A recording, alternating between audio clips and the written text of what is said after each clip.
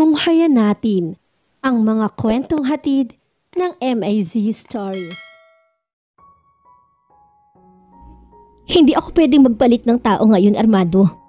I'm running out of time. Nakangiting wika ni Diana sa asawa. Pero nakukonsumi ka na naman kay Lourdes dahil laging absent. Hayaan mo na. Anyway, kakausapin ko na lang siya. Bahala ka. Kumusta nga pala ang bagong tayo mong business? Well, doing fine. Good. Pero sana naman, maglaylo ka ng konti. May mga tao ka naman pwedeng mag-take over doon, hindi ba? Yeah. Pero alam mo namang hindi ako natatahimik dito sa bahay. Umiiling na sabi ni Diana. Gusto ko, laging may pinagkakaabalahan. Isa pa, gusto kong may personal touch ko ang lahat ng bagay na may kinalaman sa business natin. But don't worry. As soon as maayos ko na ang lahat ng to, I'll slow down. Diyan naman ako believe sa iyo eh. You definitely have the nose for business. Sabi ko na nga ba't nung i-propose mo sa akin ang pagtatayo ng restaurant, alam ko na agad na magkiklik yan eh. You know, ang sarap ng feeling kapag nakakamit na ang bunga ng mga pinaghirapan, hindi ba? Sa bagay, pero sana naman huwag mong pababayaan ang health mo. Don't worry about me, inaalagaan ko naman ang sarili ko eh. Honey, hindi mo maiaalis sa akin ang hindi mag-alala. Puno na pagmamahal ang tinig ni Armando. Masuyong hinaplos ng isang daliri nito ang malambot na pisngi ng asawa. Marahan tumango naman si Diana. Yeah, I know. And I want to thank you for all the kindness. Pati na rin sa patuloy mong pag-intindi at pagsuporta sa akin. That not just plain kindness, sweetie. That's love. You know how much I love you. Lambing pa nitong pinisil ang tungki ng ilong ni Diana. Kaya lang ano? Curious na tanong ni Diana sa pangungusap na sinadya nitong ibitin. Parang batang naglambing si Armando at nahiga sa kandungan ng asawa. Eh di lalo ka nang nawala ng oras sa akin yan. Kunuway nagmamaktul na sabi nito. Ikaw talaga? Of course not. I'll always have time for you. Para ka talagang bata, oo. Nangingiting iling niya. Ay nako, mabuti pa kaya mag-hot shower muna ako. Nalalagit ng katawan ko sa pawis. Akmang tatayo na si Diana ngunit mabilis siyang napigilan ni Armando. Hus, kahit naman hindi ka maligo, mabango ka pa rin. Pilyong pahayag nito sa kahinapit sa bewang si Diana at masuyong hinigkan sa mga labi. Pabirong umiwas si Diana. Armando ha, wag mo kong istroke ng ganyan at pagod ako. Nangingiting sa ni Diana. Maharot ang tawang sinikap niyang makahulapo sa pagkakayakap ng kabiyak at mabilis sa tinungo ang banyo. Naiwan lamang si Armando nakakamot-kamot sa ulo. Good morning! Kanina ka pa ba? Bati ni Diana sa babaeng nadatnan sa loob ng kanyang opisina. Good morning ma'am, I just arrived. Magalang naman na sagot ni Ana Filimon, ang assistant branch manager niya sa bubuksang sangay sa Laguna. Care for some coffee? Or juice perhaps? Alok ni Diana sa mestisang empleyada. No, thank you ma'am. Katatapos ko lang kanina. Tumango lamang si Diana. So, Ana, how are the promotions going? Are we ready for the opening the week after the next? Direktang tanong niya sa babaeng kaharap. Yes ma'am, we are definitely ready for the big day. Excited na pahayag naman ito. Sa tingin ko, makakahatak tayo ng maraming parukyano. Ngayon pa lang marami nang nag-uusyoso sa restaurant natin. Well, that's a good sign. Nakangiting saad ni Diana. You see, medyo kasi hesitant pa ako nung una sa business venture na to. Sa tingin ko kasi it's too risky. Considering na malaki ang difference ng Diana's branch natin dito sa Manila, which is just plain and cozy restaurant. Unlike sa Laguna na restaurant, KTV at bar type pa. Kung hindi ako in-encourage ng husband ko, baka hindi na to na-push through. Ngayon ako naniniwala na effective ang advertising outfit niya. Pati ako napabilib niya sa ideyang to. Uso naman kasi talaga ngayon ang bar and restaurant type of business, ma'am. Segunda naman ni Ana. Kaya lang ang isang advantage natin sa usual bar and restaurant is that bukod sa live band, we are located in a very breezy atmosphere and romantic ambience of Laguna. People could enjoy the scenery while going to Laguna. they could also savor the fresh, crispy air. Pagdating naman sa place natin, hindi rin naman sila lugi dahil A1 ang service natin at sa palagi ko, masasabi nilang they've been to heaven and back. Nice, I like that. Kapag nagkatotoo ang sinabi mo, malamang na madagdagan ka agad ng sweldo. Pabirong wika ni Diana. Well, hindi na rin masama yan, ma'am. Ani Ana na nasa himig na rin ang pagbibiro. O sige, we'll get back to that. In the meantime, asikasuhin muna nating mabuti ang preparations para sa opening day natin. I want you to handle and take charge of the preparations habang wala ako. I'll just check on you from time to time. Sakali magkaroon ng hassle, okay? Yes, ma'am. Would that be all? Yeah, I guess so. Thank you for coming over. It's alright. Tumayo na rin si Ana nang makitang tumidig na ang lady boss. I know you're busy. At nagkamay ang dalawa. Maraming customer sa loob ng Diana's and restaurant. At gaya ng dati, siya na naman ang nakapesto sa kaha. Absent na naman si Lourdes. Ngunit ngayon ay iba na ang sitwasyon dahil hindi na muling papasok pa ang kalug niyang kahera. Napag-alaman niya sa ina nito na nakipagdaanan daw si Lourdes sa boyfriend nitong jeepney driver. Awang-awa si Diana sa matandang babae dahil alam niyang si Lourdes lamang ang inaasahan at sinasandalan ng pamilya. Marahil yung pagtatanan ni Lourdes ay paraan na rin ito ng pagtakas sa responsibilidad na matagal na rin nakaatang sa mga balikat ng dalaga. Kasalukuyang iniaabot ni Diana sa waitress ang sukli ng customer. Sa pinakadulong mesa, nang tumunog ang teleponong nakapatong sa table ng cashier's booth. Diana's, may I help you? Magalang na sagot ni Diana. Yes, I'd like to order a kiss from you and a loving hug too. Sagot ng isang tinig lalaki sa kabilang kawad. Napangiti si Diana na makilala ang nagmamay-ari ng tinig. Sir, would you like your kiss in French? Yes, please. Just don't forget the ketchup. Napatawa si Diana sa tinura ng kausap. Ginaya kasi nito ang linya ng isang commercial sa TV. Ay nako Armando, ikaw talaga. Puro kakalokohan. Sabi niyang hindi pa rin maawat sa pagtawa. O bakit napatawag ka? Kasi nakalimutan ko nga palang banggitin iyong tungkol sa one man exhibit na pupuntahan ko. Ani Armando. Exhibit? Takang tanong niya. One man exhibit ng favorite artist ko na si Peter Morales. So, what time I'm going to pick you up? Ha? Teka muna. Paano tong restaurant? Nag-aalalang tanong ni Diana. Hey, don't tell me na hindi ka pwede. We both need a break from our hectic schedules, diba? Paminsan-minsan lang naman to eh. So wag na wag mong kakatwiran sa akin na yung restaurant ang inaalala mo. Baka maniwala na kung wala ka na talagang time para sa akin. Kunwari nagtatampong pahayag ni Armando. Dramahan naman daw ako. O siya, sige na po. Humagikik niyang limbulalas. Para matigil ka lang, sunduin mo na lang ako dito at 7 o'clock. Okay na ba yon? Sobra pa sa okay. That's wonderful. So I'll just see you tonight. I love you. Hinintay ni Diana ang pagbaba nito sa kabilang telepono ngunit na natiling nasa kabilang linya si Armando. Tahimik at wari naghihintay sa isasagot niya. I love you too. Saka pa lamang narinig ni Diana ang marahang pagbaba ni Armando sa auditibo. Natatawang napailing si Diana nang ibalik ang atensyon sa kaha. Parang kahapon lang nang magparamdam ng affection sa kanya si Armando. Hi beautiful. Masiglang bati ni Armando sa dalaga. Itinoon nito ang isang kamay sa gilid ng office table ni Diana. Hawak ni Armando ang punpon ng mga rosas at buong tamis na nakangiti sa kanya. Sandaling itinigil ni Diana ang papeles na ini-encode sa computer at kiming ngumiti rin kay Armando. Hi, good morning sir. Bahagyan niyang ikiniling sa kanan ng ulo at yumuko. Sir na naman, di ba sabi ko sa iyo Armando na lang ay tawag mo sa akin? Bagya ito napatingin sa hawak na bulaklak. Para nga pala sa iyo to. Tinignan ni Diana ang pumpo ng rosas at hindi malaman kung paano magre-react. Matagal niyang nararamdaman na may espesyal na pagtingin sa kanya si Armando. Ngunit tinatanggihan niyang entertain sa isip ang posibilidad na maliligaw nga to. Napakaraming magagandang babae sa paligid. Anong maaring makita ng isang katulad ni Armando sa isang hamak na tulad niya? Itinaas niya ang tingin sa mukha ni Armando.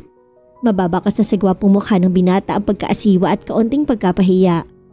Gayunman, nanatiling naka-offer ang punpun ng bulaklak at naghihintay ng pagtanggap.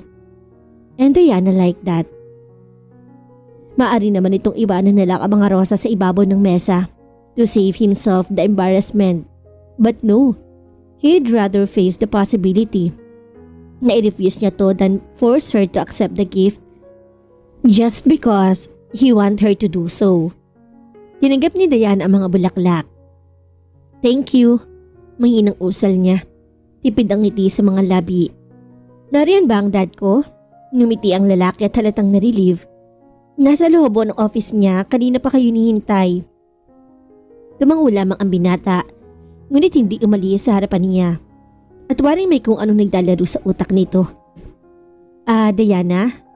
Maya-maya ay muli itong nagsalita habang kinakabahan ng tinig. I'm just wondering kung can I invite you for dinner mamayang gabi? Dinner? Kamuntik nang mapakunot ang noo niya. Sumobra naman yata ang lakas noong loob ni Armando. Dinidiskartahan siya sa loob pa man din ng opisina at sa oras ng trabaho.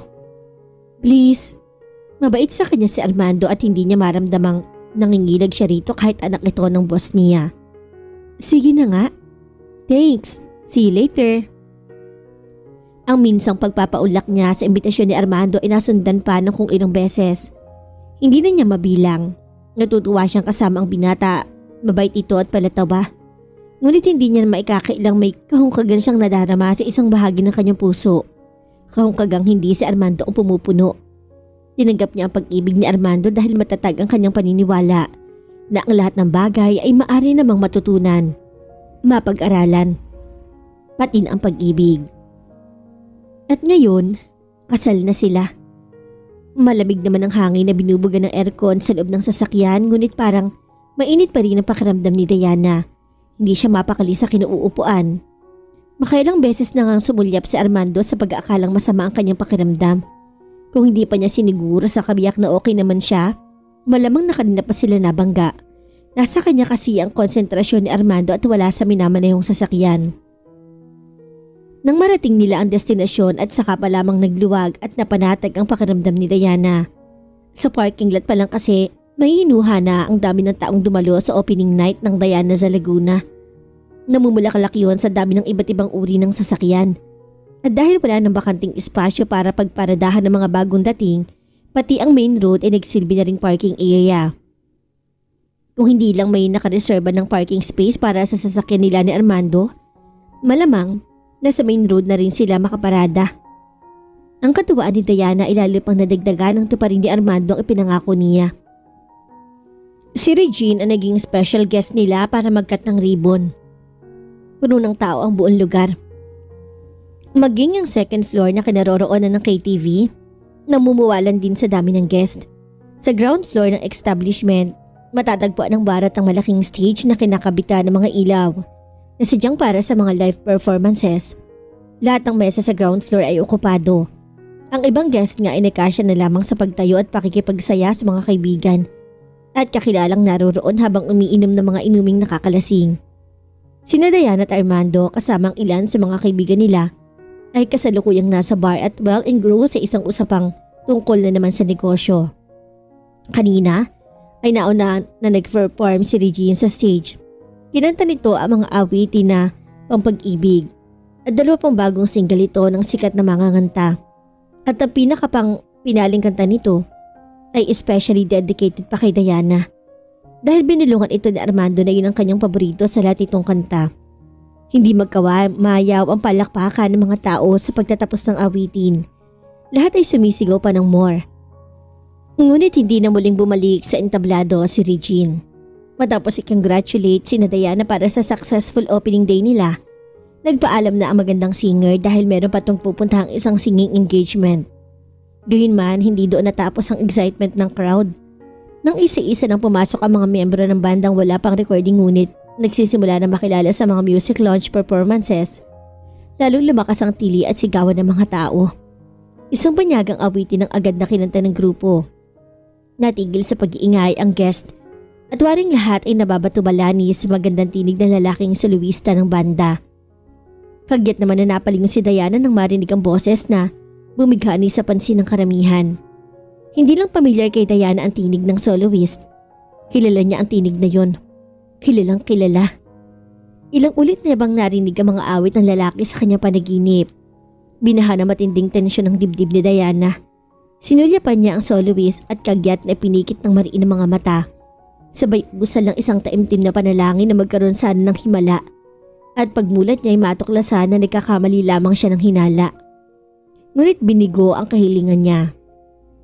Dahil lang muli niyang idilit ang mga mata, ang imahe ng lalaki nagmamay-ari ng tinig ay naroon pa rin sa entablado. Kumikilos, sumusunod ang katawan sa mabagal na templo ng musika. Si Sandro sa panta. Parang naparalisa si Diana sa kanyang kinaupuan.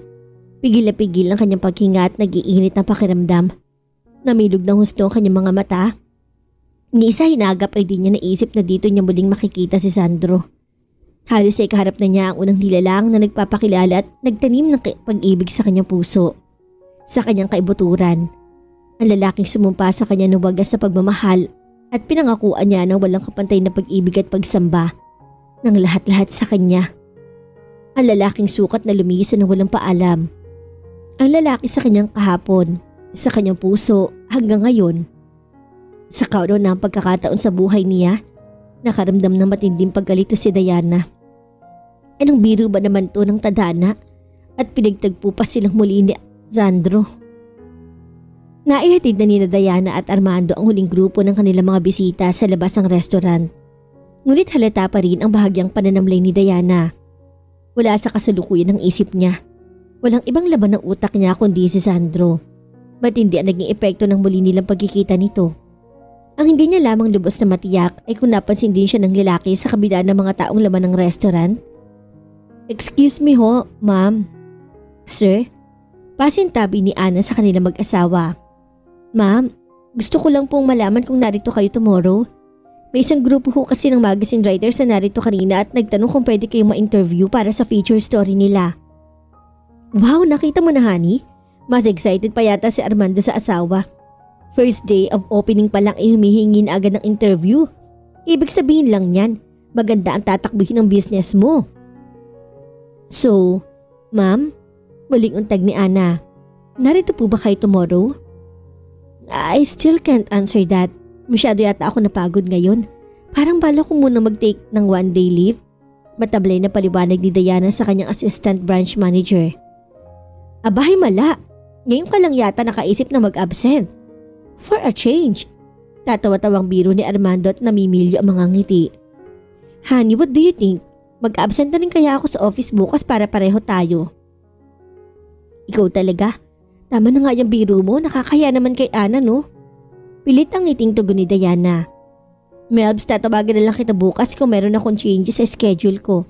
Pero kung sakali mang hindi nga ako makapunta, di bahala ka na muna dito, okay?" "Yes, ma'am." Tugon nito at saka, isa pa nga ho pala. Kanina po kasi before the show, nagkaroon ng problema sa soloista ng Glitz Band. Ayaw ko naman po kayong tarantahin kanina kaya ginawan ko na lang ng paraan. Umuha na lang ako ng substitute para naman hindi maghintay ang mga tao. Professional singer din naman ho siya. Sandali po. Tatawagin ko lang at nang makilala nyo na ho tuloy." Sandali nagpaalam si Ana upang tatawagin ng singer. Lumakas ang pagkalabog ng dibdib ni Diana. Sabihin pa, kilala niya kung sino ang soloistang tinutukoy ng assistant. At hindi na siya handa sa muli nilang pagkaharap ni Sandro. Pilit niyang pinakakalma ang sarili at kinukubli ang nararamdaman sa pangambang baka makahalata si Armando. Ilang saglit pa nga ay kasama na ni Ana ang lalaking soloista. May kung anong pinag-uusapan ng dalawa habang papalapit sa kinaroroonan ni Diana. Nakaramdam ng konting pagkainis si Diana nang mapagtuunan ng pansin ang magkahawak na kamay ni Ana at Sandro. Mga ilang hakbang na lang ang layo ni Sandro nang hindi sinasadyang mapasulyap ang lalaki sa kanya. Halata ni Diana ang iglap na pagkatigalgal ni Sandro bago nito kasyual na tinuloy ang paghakbang. Sa malas ay hindi nga siya napansin ni Sandro sa loob ng bar kanina. Napansin ni Diana na nawala ang ngiti sa labi ng lalaki. Walang kakurap-kurap lamang ito at nakatingin sa kanya. Matagal sila nagkatitigan ng lalaki. Pawa mga mata lamang nila ang nag-uusap. Marahil ay sinasalamin ang damdamin ng bawat isa ng mga sandaling yun. "Sandro, I'd like you to meet Ma'am Diana and Sir Armando. Sila ang boss ko." Narinig niyang pagpapakilala ni Ana sa kanilang mag-asawa. "Sir, Ma'am, siya naman po si Sandro, ang husband ko." Asawa? Natulig si Diana sa narinig. Congratulations! Nice performance. Komento naman ni Armando sabay lahad ng kamay kay Sandro. Thank you sir. Kiming pasasalamat nito. Actually sir, ma'am, dati siyang solista ng isang banda sa Japan. Salo ni Ana sa usapan. Kaya lang, nagkawatak-watak kasi ang grupo nila kaya pinasya na lang niyan umuwi dito. Isa pa mahirap din kasi ang nasa ibang bansa nakaka-homesick. Mahinang buntong hininga ang pinakawalan niyon at mapapalaya niya ang lahat ng tensyong na namamalahay sa dibdib. Rafi, I think it's time for us to go. Baling niya sa asawa. Madaling araw na at magdadrive ka pa. Baka mamaya antukin ka na sa biyahe. Goodness, bulalas ni Armando nang sulyapan ng relo. Nalibang ako masyado sa oras. Binalingan nito ang mga kausap. O paano, we'll go ahead. Sige ho, take care. Nakahilig sa balikat ng asawang paalala ni Ana. Nice meeting you ma'am. Nahina naman ngunit dinig na dinig ni Diana na sabi ni Sandra sa kanya. Inilahat ito ang isang kamay at naghihintay ng pagtanggap. Napilitan siya makipagkamay kay Sandro. At sa pagdadaitin ng kanilang mga palad, naramdaman ni Diana ang pamilya na dali ng bulta-bultahing kuryente sa bawat himay-himay ng kanyang ugat. Ilang saglit ding muling nagtama ang kanilang mga tingin. Sa pagkakataong ito si Diana ang unang umiwas. Kimi siyang umiti at saka mabilis sa sumakay sa naghihintay na sasakyang minamaniobra na ni Armando sa kinaroroonan niya. Bagamat hindi siya direct na nakatingin kay Sandro, sa sulok ng kanyang mga mata, nakikita pa niya rin ang matiim nitong pagkakatitig sa kanya. Naghihintay ng huling silyap mula sa kanya.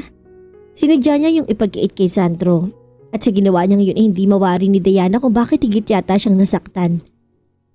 Mahimbing na natutulog sa tabi niya si Armando, ngunit mailap pa rin ang antok para kay Diana. Panay ang hugot niya ng malalim na hininga at tila sinisilihang pabiling-biling sa kama. Hindi maalis sa isip niya si Sandro at ang natuklasan niya tungkol dito. Daig pa niya ang pinatikim ng mag-asawang sampal. Heto at pinakakain niya sa kanyang mga palad ng asawa ng lalaking nangako sa kanya ng wagas sa pagmamahal. Nagulat na lamang si Diana nang maramdaman ng mainit na likid ng umaagos sa kanyang pisngi. Sa kanya lamang na-realize na umiiyak na pala siya ng tahimik.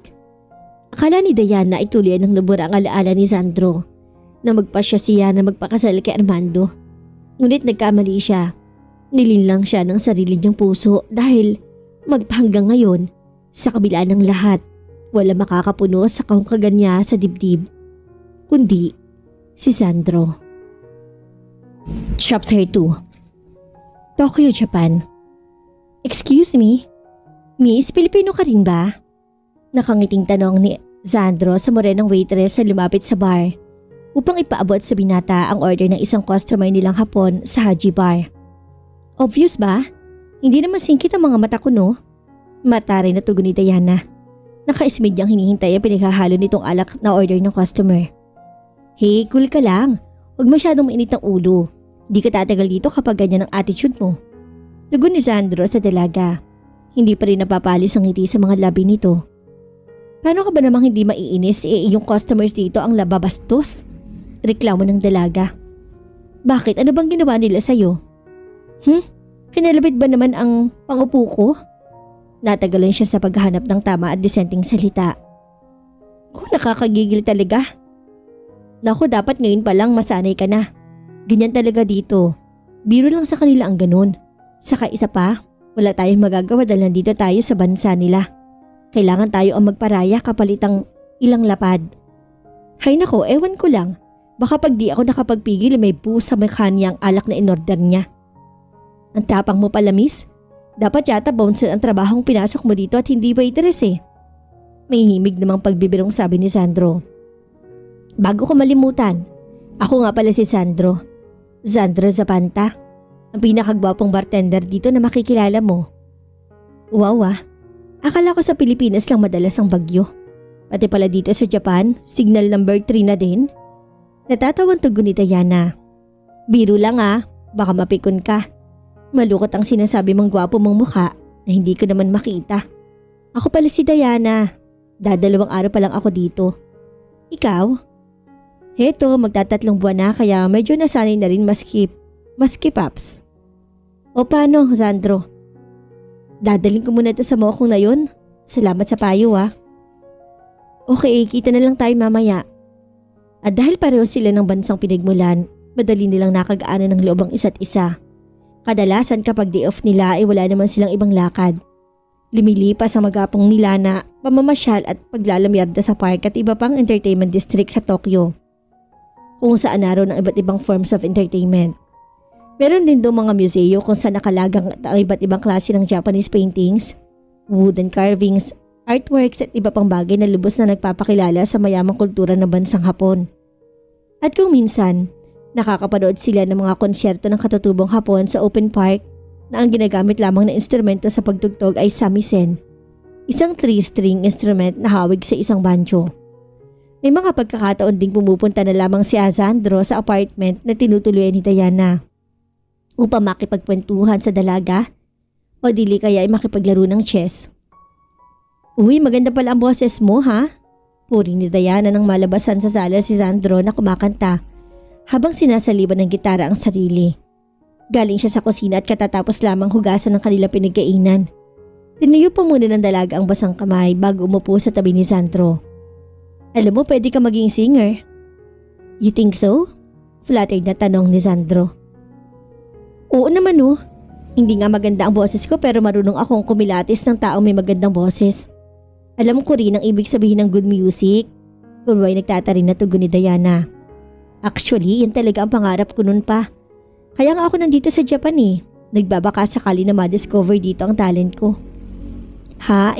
Bakit bartender ang pinasukan mong trabaho dito at hindi pagkanta? Takang tanong ng dalaga. Wala kasing opening noon para sa male singer. Bartender job lang. Pinagtsatsagaan ko lamang naman to habang kumukuha ng tamang tiyempo. Malay mo baka minsan makailangan sila na backup singer sa Haji o kaya'y additional performer. Ayos, edi ako na lang ang magpipresenta. Ha? Basta ba wag mo akong kakalimutan kapag sikat ka na ha? Kung talaga pwede ba naman yon ikaw ang sasagot sa merienda ko mamaya. Natatawang biro ni Sandro. Ay, pagkakapal naman talaga, oo. Natatawang tinampal naman ni Diana ang noo. Sa mahigit na 3 buwan nilang pagiging magkaibigan ni Sandro, kahit minsan hindi ito nagtangkang maligo sa dalaga. Hindi dahil sa hindi ito attracted kay Diana kundi kung tutuusin, sobra pa sa maganda ang dalaga. Lamang ay ayaw intindihin ng binatang kakaibang damdaming sumisibol sa puso sa pag-aakalang natural lamang na magdaan ng gayong panahon sa pagkakaibigan ng magka-opposite sex. Umaasa na lamang si Sandro na darating ang panahong lilipas din ang nararamdaman at magbabalik sa dating sitwasyon ng lahat. Pero ang dating sitwasyon ay malabo na ngang mabawi pa, lalo na't ang puso ni Diana ay nagsisimula na ring mahumaling sa kaibigan. Dumarating na siya sa puntong ibig na niyang umiwas kay Sandro, kung para man lang isalba ang nalalabing bahagi ng pusong hindi pa nito nauukupa. But it was such a difficult task to accomplish. Hinahanap-hanap niya ang presensya ng lalaki sa kanyang pag-iisa. Kaya't kahit na nahihirapan na siyang gumawa ng effort para maitago ang nadarama, hindi niya napagtagumpay ang tuluyang alisin si Sandro sa kanyang buhay. Ayaw niyang umasa, ngunit ang puso niya ay mayroong sariling isip na nagpapasaya. Kailanman ay magkasama sila ni Sandro. Patuloy at patuloy pa rin nahuhuli ni Diana ang sariling naghihintay. Umaasam na marinig dito ang mga salitang makapagpapaligaya sa kanya. Hanggang sa mangyari ang hapong yon. Day off nilang pareho at dahil tinatamad mag-stroll sa labas, nagpa siya ang dalawang manood na lamang ng movie. Biglang-biglang naramdaman ni Diana ang panghapdi ng kanyang mata. Mabilis siyang yumuko at kinurap-kurap ang mga talukap bagay na agad namang napansin ni Sandro. Bakit? Nag-aalalang tanong nito. Napuwing yata ako sa cheese powder nitong si Chiria natin. Natatawa pa niyang sagot. Ang tako mo kasi. Tudyo nito. Lumapit ka tihipan ko. Walang pagdadalawang isip siyang tumalima. Inilapit niya ang mukha sa bibig ng kaibigan at naghintay. Lumipas sa mga saglit at hindi pa rin kumikilo si Sandro. Hindi na nakatiis si Diana.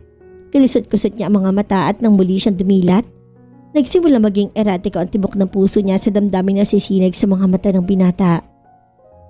Sandro, bakit? Wala. Iniiwas ito ang tingin. Mabuti pa umuwi na ako para... No, I mean, nagpromise ka na ikaw ang magluluto ng dinner natin ngayon. Palakas ng tibok ng puso niya. Kung posible pa nga yung mangyari, Ngayon niya lamang kinadamahan ng outright attraction si Sandro para sa kanya. Hahayaan niya bang takutin ito ang sarili sa nararamdaman? Tumawa siya, nininervyos sa tawa. Huwag ka matakot sa akin, hindi naman ako nangangagat. Pero Diana, muli nitong ibinalik ang tingin sa dalaga. Naging kapansin-pansin ang bumibilis itong paghinga. Huwag mo akong tingnan ng ganyan. Gusto na niyang maiyak sa pagigigil. Bahala ka. Sa halip ay sabi niya, kung talagang gusto mo nang umuwi, bahala ka. Hindi na niya nagawang tapusin ang sinasabi. Sa pagkagulat ng dalaga ay tuluyan ng humalagpos ang pagtitimpi ni Sandro sa sarili. Kasabay ng pagkabig nito sa likod ng kanyang ulo. Tuloy na nitong kinakamang kanyang mga labi. Kay tagal ang inilusyon ni Diana ang ganitong eksena sa pagitan nila. Ngunit gayon nangyari na ay napagwari niyang kulang pa pala ang lahat. Na magagandang bagay na ipininta niya sa pangarap. Sa simula hindi niya tinutugon ang halik ni Sandro. Marahil idarahil sa labis niyang pagkabigla. Sabalit na maging demanding ang dila nito sa loob ng kanyang bibig, hindi na pinigil ni Diana ang sarili. Tinagon niya ang mga halik nito at mas mapusok at mas malalim. Diana, narinig niya ang hirap na bigkas ni Sandro sa kanyang pangalan. Mahal kita. Wala na ang puwing sa kanyang mata, ngunit bakit bigla na naman niyang nahilam sa nag-uumapaw na kagalakan. Naglandas ang mainit na likido sa magkabila niyang pisngi. Kay tagal ko na naghintay, Sandro. At ang simpleng kainusentehan ng halik na iyon ay humantong sa iba yung pag-angkin at pagpapalaya sa damdamin kay tagal din nilang inilihim sa isa't isa. Binitawan siya ni Sandro at patihayan nito binigsak ang hubad na katawan sa tabi niya. Ilang siglit silang kapwa walang kibo. Nakatitig lamang sa kisame. Napapaligsahan sa lalim at haba ng mga buntong hininga. Anong iniisip mo? Maya-may tanong ni Sandro. Nakangiti itong binalingan ni Diana. Itunoon niya ang isang siko sa kotse ng kama at masuyong pinaglaglag ang tingin sa maamong mukha ng binata. Ang mga kapatid ko sa atin. Natawa si Sandro. Akala ko pa naman akong iniisip mo. Ikaw rin. In a way, naisip ko kasi sigurado magugulat ang mga kapatid ko kapag nilamang may boyfriend na ako at Pilipino pa. Bakit? Ano naman ang masama sa Pilipino? Tila na-offend na tanong ni Sandro. Wala. Kaya lang bibiruin na naman ako ng mga yon. Parang nakikinikinit ako na ang sasabihin nila eh. Na ano? Na nagbo-boyfriend din lang naman ako ay dumayo pa ako dito at sumakay ng eroplano. Magastos diba? Natatawang saad ng dalaga. Ayaw mo nun? Para maiba naman ang ambience natin at hindi palaging saloneta na lang. Biro ng binata. Lokong to ah. Baka magalit sa'yo si Rizal. Nakibiro na rin si Diana. Natawa silang pareho. Tuloy nung nabasag ang initial na tensyon pagkatapos ng pagtatalik. Hindi, seriously speaking, gusto ko pagbalik natin sa Pilipinas magpakasal na tayo agad. Nagkaroon ng excitement sa tinig ni Sandro. Hindi na naman tayo bumabata. Akala ko babalak mo mag-zinger. Paano na pangarap mo? Alilang ang tanong ni Diana. Kaya nga tayo magpapakasal agad para sakali magkaanak tayo ng 4 na lalaki.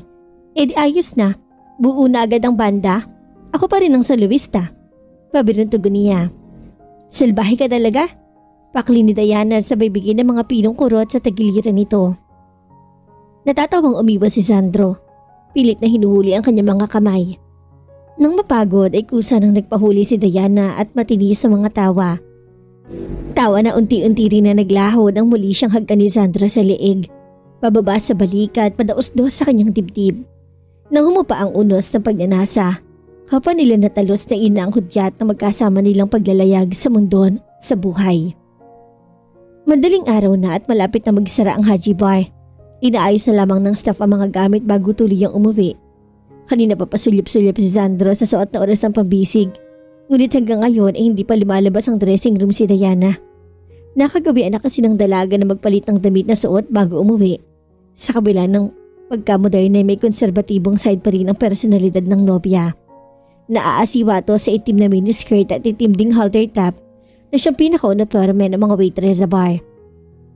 Kung sa bagay, hindi nga naman angkop na umuwi ang isang babae sa ganong ayos at baka mapagkutuwaan lamang ng mga lokong Hapon na nagtitripping pa rin sa kalye sa mga oras na yun.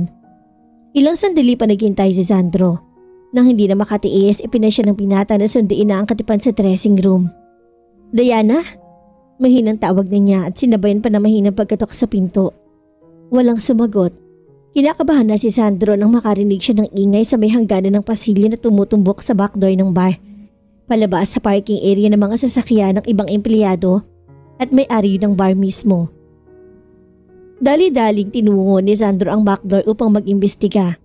Sumulak agad ang dugo sa ulo niya nang makita ang dalawang magsikuladong lalaki na pwersahan nagsasakay kay Diana sa naghihintay na sasakyan ni Mr. Sato, ang may-ari ng bar. Sa loob ng kotse, naro't nakasakay na ang matabang Hapones. Bagaman siksik din sa kalamnan ang balingkinitan lamang ang bulto ng katawan ni Sandro. Wala siyang laban sa ordinaryong sirkumstansya. Ngunit dala ng galit ay nagkaroon siya ng ibayong lakas. Lakas na nagpasalya sa isa sa dalawang lalaki na halatang miyembro ng isang underworld organization. Tad-tad sa tattoo ang buong katawan ng mga to. Ngunit hindi na ilagay ni Sandro ay ang pagsugod ng ikalawang lalaki. Isang suntok sa tagiliran at sipa agad ang tinumo niya. Ilang sandali rin siyang nalugmok sa lupa bago ganap na nakabawi. Gumanti si Sandro ng suntok. Sa pulsa pa nga ang kaaway. Ngunit dahil sa dalawang malalaking lalaki ang kanyang katunggali, hindi naging patas ang labanan. Isa sa dalawang lalaki ang maagap na nakapigil sa kanya mula sa likuran, kung kaya't naging mahirap sa binata ang kumilos. Sunod-sunod na suntok ang tinamon niya. At sa bawat dantay ng malabakal na kabaon ng kanyang kalaban, naririnig niyang sumisigaw si Diana, humihingi ng saklolo. Narinig marahil ang iba nilang kasamahan ang nangyayaring kaguluhan dahil maya-maya lamang ay sumugod na sa kanilang kinaroroonan ng mga to. At taliwas sa paniniwala ng iba na ang Pilipino ay walang pakailam at hindi maaring asahan sa oras ng kagipitan. Na makita ng iba nilang kabayan ang pangaaping ginagawa sa kanilang kalipi, nagkanya-kanya sila ng sugod. Hindi tinigilan ang dalawang singgit na alala ni Mr. Sato hanggang hindi malalamog sa bugbog. Maging ang ilang empleyadong Hapon ng bar ay tutulong sa panggugulpi sa dalawang lalaki. Marahil ay iyon ang paraan nila upang bumawi sa kabulastugang ginawa ng kanilang kalahi. Gokigen ikaga desu ka? Tanong ni Jaja Kimoto, isang Haponesang waitress na kasamahan ni Diana. Tinatanong nito kung kamusta na ang kalagayan niya. Wataku shiwa genki desu, arigato. Sagot ng dalaga sa wikang Hapon na ang ibig sabihin ay ayos na ang kanyang kalagayan. Maraming salamat sa pag-aalala. Diana? Si Sandro. Napayak ang dalaga sa dibdib ng katipan. Halika na, kailangan na nating mag-impake ng gamit. Magpapatulong tayo sa embassy. Uuwi na tayo sa Pilipinas. Matigas na sabi ni Sandro. 7:00 ng gabi. 2 linggo matapos ang insidente sa Haji Bar, kabilang na sina Diana at Sandro sa maraming pasahero na naghihintay sa departure area ng Japanese Airlines sa Tokyo. Mag-iisang oras na silang naroroon. Ayon sa receptionist na nakatalaga sa booking area, eksaktong 8:30 pa ang alis ng eroplano pa uwi sa Pilipinas. Matagal-tagal pa ring paghihintay. Bahagyan na ginit si Diana at naghikap. Isinandal niya ang nangangawit na likod sa sandalan ng kahoy na bench. O matulog ka pa? Gigisingin na lang kita. Mamaya kapag pasakay na tayo ng eroplano. Malambing na wika ni Sandra sa dalaga. Umiling siya. Ayoko nang matulog. Sa eroplano na lang uli mamaya. Gusto ko yata ng kape. Ikaw? Ayoko pero kung gusto mo ikukuha kita. Hindi na ako na lang. Gusto ko rin kasing pumunta muna sa ladies room. O sige, maiwan na muna ako dito para magbantay sa mga bagahe natin. Okay, sandali lang ako. Tumango lamang ang binata. Kulang-kulang kalahating oras ding nawala si Diana. Hindi naman siya natagalan sa banyo. Natagalan lang siya sa pagpila sa phone booth. Tumawag kasi siya sa Pilipinas upang ipaalam sa kanya mga kamag-anak na pauwi na siya at merong kasama. Hindi niya nga lang sinabing nobyo niya. Gusto niyang maging sorpresa yun para sa mga darat ng kamag-anak at kaibigan. Matagal na kasi siyang binubuyo ng mga to sa kung sino-sinong maliligaw. Pero masyado lang talagang pihika ng puso niya. Hindi nga niya akalain na dito pa niya sa Japan matatagpuan ang kanyang Prince Charming. Kaya pati siya ay nag-e-excite sa magiging reactions ng mga kakilala. Pagbalik ni Diana sa waiting area ay wala na si Sandro. Pati ang dalawang malalaking maleta nito na kinilaligan ng mga gamit at wala rin. Tanging ang mga bagahe lamang niya ang naabutan niya sa gilid ng upuan. Mabuti na lang at hindi nawala. Saan kaya nagpunta ang lalaking yun? Tanong ng isip niya. Muling naupo si Diana sa bench. Palinga-linga sa mga nagdaraang tao. Nagbabaka sakalang makita si Sandro. Hindi maintindihan ng dalaga kung bakit bigla siyang kinabahan. Pilit niyang pinakalma ang sarili. Kinukumbinsing babalik din si Sandro. Maari naghanap din ng banyo ang binata at naisipang manubig kaya din nila ng mga bagahe nito. Pero bakit naman ito iniwan ng mga maleta niya? Huling tawag na sa intercom para sa mga pasaherong sasakay sa eroplanong papunta sa Pilipinas. Pero wala pa ring Sandro na sumusulpot. Mangiyak-ngiyak na si Diana. Are you boarding the plane? Magalang na tanong sa kanya na isang flight attendant. Yes, but I'm still waiting for my companion. May katal na sa kanyang tinig. Sorry ma'am, we cannot wait any longer. Please decide now if you're flying back to the Philippines, board on this plane or choose to stay and wait for your friend. We don't know, maybe your friend changed his mind and decided to stay behind. Parang bombang sumabog sa tenga niya ang sinabi ng babae. Paano nga ako mas pinili ni Sandro ang magpaiwan sa Japan? Upang hanapin ang kanyang kapalaran to pa rin ang pangarap nitong maging isang singer. Di yata't iniwan na siya ng tuluyan ng binata. Paano na siya? Ngayon. Chapter 3. Nakatulugan na ni Diana ang pagbabalik tanaw sa mapait na kahapong yun. At ngayon maagang maaga pa lamang inigtungo na sa bagong bukas silang restaurant sa Laguna. Nagtataka nga sa kanya si Armando dahil dati ang main branch muna sa Makati ang pinupuntahan niya at inaasikaso hanggang tanghali. Saka pa lamang siya aakyat papuntang Laguna upang silipin naman ang takbo ng Diana Stone. Pasado 10:00 na ng umaga, nang iparada ni Diana ang pulang kotse sa parking space ng restaurant na laan para sa kanya. Isang unipormadong gwardya ang nagbukas ng pinto ng kanyang sasakyan. Isinukob siya nito sa dalampayong. Lumalaki na kasi ang patak ng ulan na kanina ay mahinang ambon pa lamang. Ma'am Diana! Gulat na wika ni Ana. Good morning. Akala ko mamaya pa kayo makakapananghali.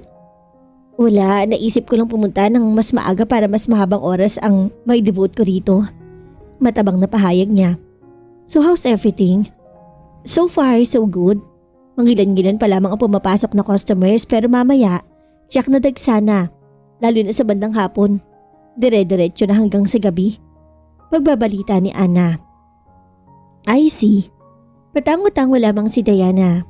By the way, I'd like some coffee please with cream. Okay, ipapadala ko na lang ho sa opisina niyo. Excuse me? Pasintabi ni Ana. Tinungan niya lamang ang babae at hindi na nagpasalamat. Unfair alam niya. Ngunit biglang-biglang bumigat ang loob niya sa assistant. Maya-maya nga ay dumating na ang kapeng hiningi ni Diana. Hindi siya sanay mag-almusal. May init na kape lamang sa umaga o kayo fresh orange juice. Tama na sa kanya. Sa tanghalian lamang siya bumabawi ng kain. Kasalukuyan niyang pinag-aaralan ng report ng nagdaang gabi ng isang batang lalaki ang mapansin niyang pasilip-silip sa glass door ng opisina. Tuwing lilingunin niya ay magtatatakbo sa kung saan direksyon. Noong una ay binaliwala na lamang ni Diana. Ngunit hindi siya makapag-concentrate sa ginagawa. Hindi niya mapigilan ang hindi mapasulyap sa batang kanina pa halatang nagpapapansin. Teka, paano nagkaroon ng bata sa labas ng pinto ng opisina niya? Ngayong mahigpit niyang pinagbabawal ang pagpasok ng hindi otorisadong kawani sa lugar na yon. Napilitang tumayo sa kanyang kinaupuan si Diana upang ipagtanong kung sino ang baslit. Baka sakaling anak niyo ng isa sa kanilang customer na dahil sa kakulitan at kalikutan ay napahiwalay sa magulang. Paglabas ni Diana, nakita niya ang batang lalaki na tahimik na nakaupo sa pandalawahang sofa na nakapwesto sa pasilyo malapit sa kanyang opisina. Pagkakita sa kanya ng bata, agad itong ngumiti na para bang magkaibigan sila. Hi Miss Diana. Abot sa magkabilang tenga ang ngiting bati sa kanya ng paslit. Nagulat siya sa tinura ng bata. Kilala siya nito. Pwede bang maupo sa tabi mo? Nakangiting wika ni Diana. Tumango lamang ang bata. Kilala mo ko? Tanong niya. Siyempre naman po. Inosenteng sagot nito habang inuuga-uga ang sarili sa pagkakaupo. Anong pangalan mo? Adrian. Adrian, ang ganda naman. Paano mo nga pala ako nakilala, Adrian? Kaninong anak ka ba? Malambing na tanong niya. Di ba nga anak ako ni Mami Ana? Ha? Anak ka ni Sandro? May nginig sa boses niya. Masamang pinagmasdan ni Diana ang bata. May gusto siyang masiguro. Ilang taon ka na ba? Pinilit niyang masayahin ang boses kahit pakiramdam niya ay gumagaralgal na yon. 7 years old. Iminiwestra pa nito sa deliri ang numero ng edad. Hindi nagkamali ang kanyang sapantaha. Niloko siya ni Sandro. Halos 5 taon pa lamang ang nakaraan na magkahiwalay sila ni Sandro. Ibig sabihin nito may 2 taong gulang na anak na si Sandro bago pa man ito pumunta ng Japan at asawa na nito ni Ana. Naihato ni Diana ang kamay sa manibela ng sariling sasakyan. Ang laki kong tanga! Nangaykay sa galit na bulalas niya habang walang patindi ng pag-agos ang luha sa kanyang mga mata. Nagpatangay siya sa panlilinglang ni Sandro. Hindi lang pala siya niloko ni Sandro nang iwanan siya dito sa airport. Sa umpisa pa lang pala yun ang intensyon ng lalaki. Abot-abot ang paghikbi ni Diana. Kahit kailan hindi siya minahal ng lalaking piniglaanan niya ng kanyang sarili, ng kanyang pag-ibig. Ginawa lamang siya nitong balabal laban sa malalabig na gabi sa Japan. Isang balabal na agad itong itinapon nang hindi na kailangan. Yun ang masakit.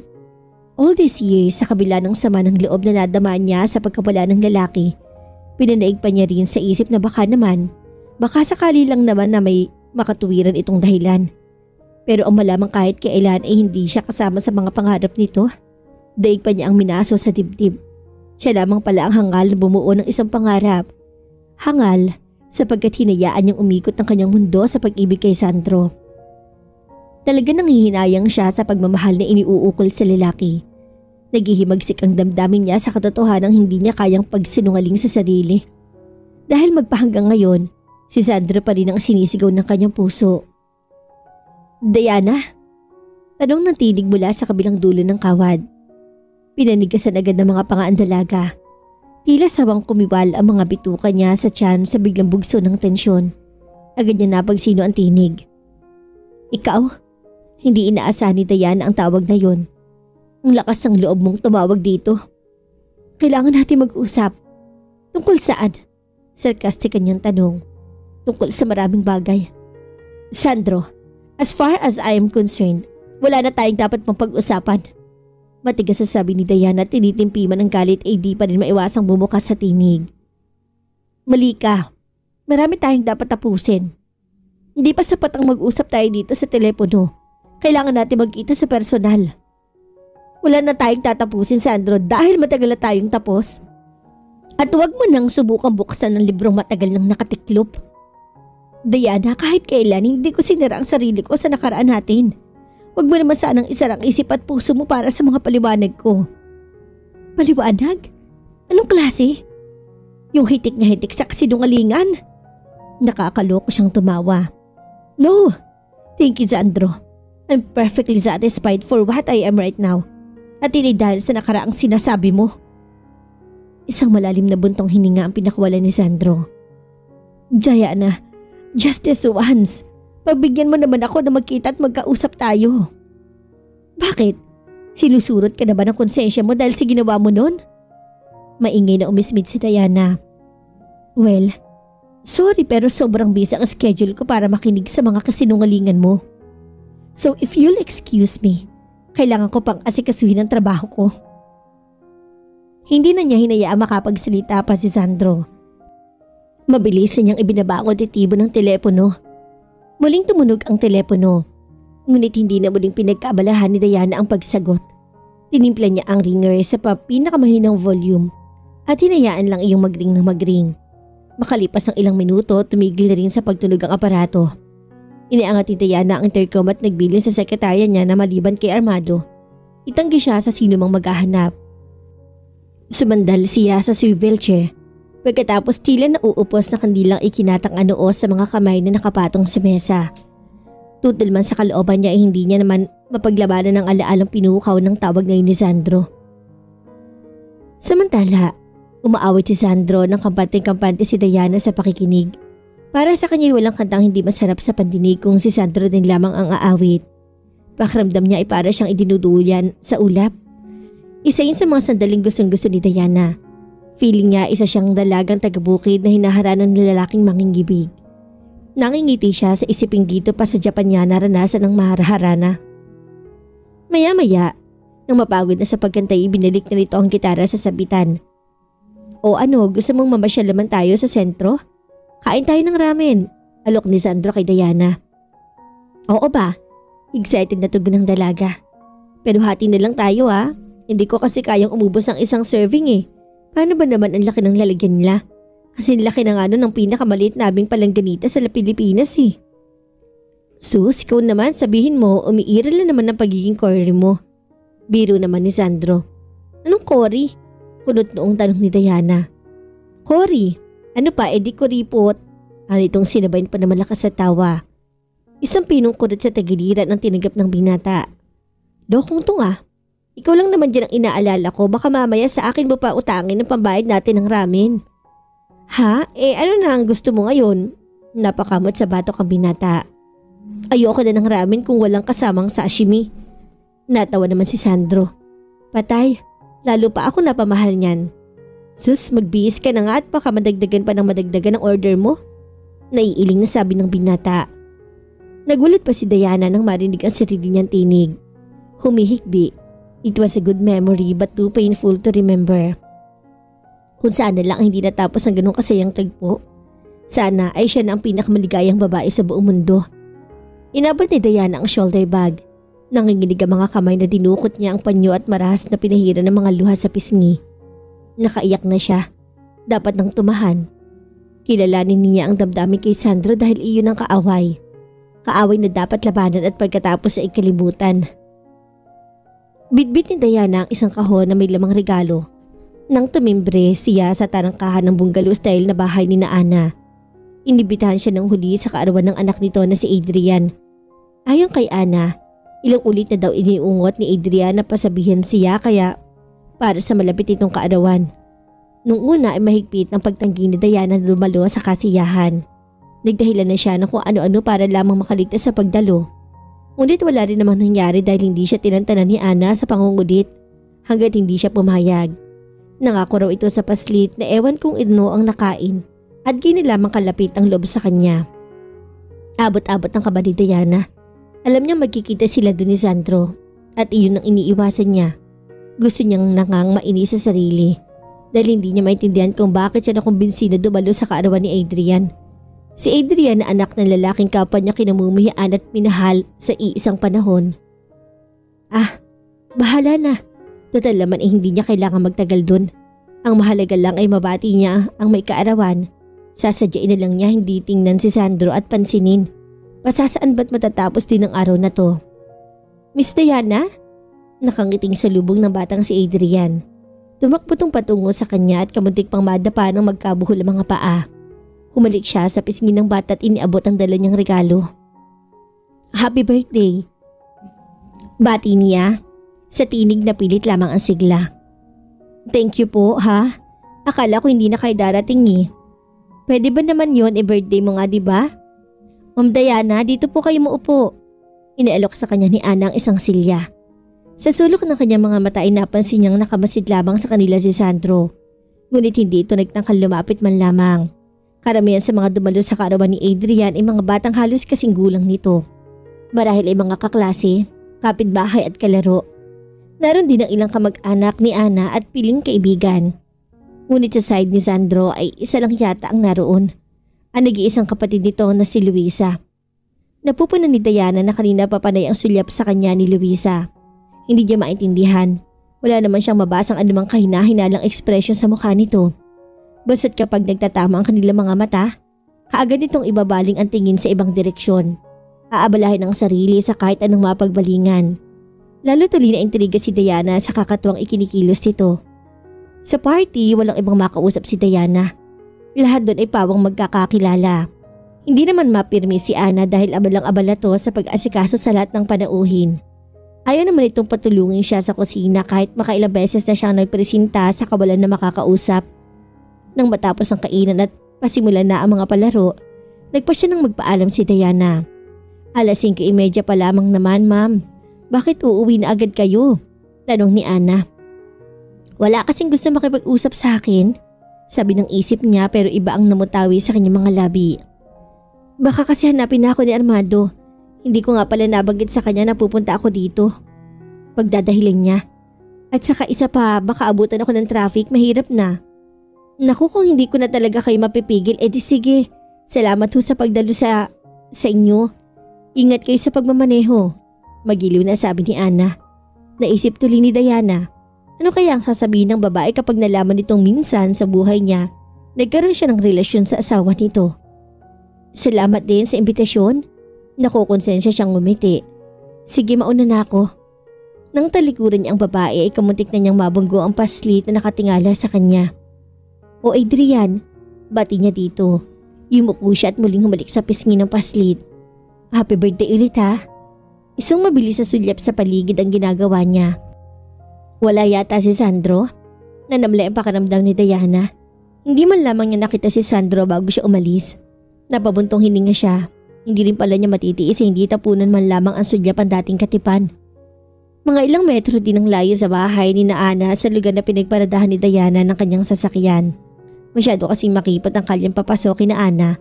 Kaya napilitan si Diana na iparada ang pula niyang kotse sa labas ng kalyeng tinutumbok ng masikip na eskinita. Ilang hakbang na lamang ang layo ni Diana sa nakaparadang sasakyan. Nang mapansin niya ang isang lalaki na nakasandal sa kotse. Biglang binundol ng kaba ang kanyang dibdib. Si Sandro. Kanina pa kita hinihintay. Bumungad na bati nito nang mapansin niya. Marami bang carnappers dito at kailangan mo pang bantay ng kotse ko? Sarkastiko naman niyang tanong. Diana, gusto ko sana magkausap tayo. Nagsusumamo ang tinig ni Sandro. Sandro, wala na tayong dapat pang pag-usapan. Matigas na wika ni Diana. At saka hindi ka ba natatakot na baka makita ka ni Ana? Ng ibang kakilala mo? Marami tayong dapat pag-usapan, Diana. Sorry, kailangan ko na umuwi. Hinihintay na ako ng asawa ko. Napansin niyang tubigas ang anyo ni Sandro. Mahal kita, Diana. Halos pa ang nasasabi nito. Hanggang ngayon. Pagkak natawang isinukli ni Diana. Sana pwede kitang paniwalaan. Binuksan niya ang pinto ng sasakyan. Now, if you'll excuse me, I have to go. Umagwat na kaunti si Sandro at hinayaang makasakay sa kotse ang babae. Nang patakbuhin ni Diana ang kotse, hindi niya napigilang silyapan pa sa rearview mirror ang dating kasintahan. Hanggang sa manlabo sa luha ang kanyang mga mata. Tuloy hindi na niya nakita ang tila na uupos na pag-upo ng lalaki sa sidewalk ng kalsada. Sandro? Kagyat na napalingon ng lalaki sa pinanggalingan ng boses. Kumunot ang noon niya at bumukas ang iritasyon sa mukha nang mapagsino ang tumawag. Si Luisa. Totoong gusto niyang makita si Sandro, kahit sa isang panakaw na sulyapan lamang. Ngunit hindi nangangahulugan na makikipag-usap na siya at makikipagmabutihan sa dating katipan. Hindi na kailangan malaman ni Sandro na mahal pa rin niya to. Tama nang sila na lamang na puso niya ang nakakaalam. Hindi na nagawang ipasok ni Diana ang sasakyan sa malaking garahe ng bahay nila ni Armando. Patakbo na sumulubong sa kanya si Aling Aning, ang kanilang katulong sa bahay. Bakas ang takot at matinding pag-alala sa mukha ng maedad na babae. Ma'am Diana! Halos pumiyok ang tinig na tawag nito sa kanya. Umanang bakit ho? Nagtatakang tanong niya. Napahagulhol ng iyak ang matandang babae. Kasi ho, si Sir. Biglang kinabahan si Diana. Ano nangyari kay Rafi? Isinugod namin siya sa ospital kanina. Nakita ko na lang na nakabulagta sa sahig. Parang hindi na humihinga. Pagkasabi nun ay lalong lumakas ang iyak ng matanda. Parang ibinabad sa suka ang mukha ni Diana. Hindi siya makapaniwala sa sinabi ng kasambahay. Abot-abot ang kanyang kaba at nanginginig ang kanyang buong kalamnan. Sang hospital dinala si Rafi? Bahaw na ang tinig niya at nalalabo na ang paningin dahil sa luhang nagbabad niya pumatak mula sa mga mata. Agad na pinasiban ni Diana ang sariling sasakyan na makuha ang detalye at direksyon sa ospital na pinagdalhan sa kabiyak. Kung ano-anong bagay ang naiisip niya habang tinatalunton ang daan patungo sa Makati Med. Lalo tuloy siyang nataranta sa labis sa takot at kaba. Panay din ang busina niya sa mga sasakyan na sa bandang unahan. Kung kailan siya nagmamadali, saka naman parang bagong usad ng mga sasakyan sa kahabaan ng kalye. Chapter 4. Room 304, ito ang numero ng kwartong pinagdalhan kay Armando. Ayon na rin sa napagtanungan niyang nurse sa information desk. Nakabawa sa alalahanin ni Diana ang malamang buhay pa ang kabiyak. Hindi tulad ng sinabi ni Aling Aning na hindi na humihinga. Kung minsan may pagka-exaggerated talaga ang matanda, lalo na kapag natataranta to, pati tuloy si Diana kinabahan ng todo. Sa isang banda, hindi naman niya masisisi si Aling Aning. Halos ito na kasi nagpalaki kay Armando mula nang pumanaw ang ina nito nung 14 anyos pa lamang ang lalaki. Gayun din ang ginawa ng matanda ng ama naman ni Armando ang sumakabilang buhay. Mga 2 taon na ang nakakaraan. Bagong kasal pa lamang sila noon nang pumanaw ang matandang Quinto sa sakit nitong cancer of the stomach. Ang resulta ng lumala nitong ulcers. May pagka-protective talaga si Aling Aning sa batang amo, lalo't itinuring nito si Armando na higit pa sa isang tunay na anak. Nang mapatapat si Diana sa silid na tinura ng nurse ay hindi na siya nag-abalang kumatok. Agad niyang pinihit ang siradura at pumasok sa loob. "Hi honey." Masiglang bati sa kanya ni Armando nang iliwa siya ng pinto. Kasalukuyan chinecheck ng nurse ang blood pressure nito. Tumulo na naman ang mga luha sa mata ni Diana. Pero dahil nasa labis ng pagka-relieve sa halip na pag-aalala, parang sa isang lobong umimpis ang pakiramdam niya sa dibdib. Sinabi ni Manang Aning na narito ka. "Kumusta ka na? How do you feel?" Naupo si Diana sa gilid ng kama ni Armando. "Okay na ako. Don't worry. Itong misis ko napakaiyakin talaga." Tinuyo ng mga daliri nito ang luha niya sa pisngi. Napangiti ang nurse na nakasaksi. Nasa mata ang kislap ng pagkainggit at tumayo ito at nagpaalam. "Paano ba naman akong hindi mag-worry sa'yo?" Muli niyang baling sa asawa. "Ang sabi ni Manang hindi ka na humihinga nang dalhin ka rito." "Ikaw naman hindi ka na nasanay kay Manang. Over talaga yun pagminsan." Nangingiting saan nito. "Anong sabi ng doktor? Ano daw ang sakit mo?" "Hindi pa alam pero wala naman akong ibang nararamdaman eh. Sobrang pagod lang siguro sa trabaho kaya ako nag-collapse kanina. Kunting pahinga lang naman to eh. Then back to normal." Masiglang tugon ni Armando. Napahikbi si Diana.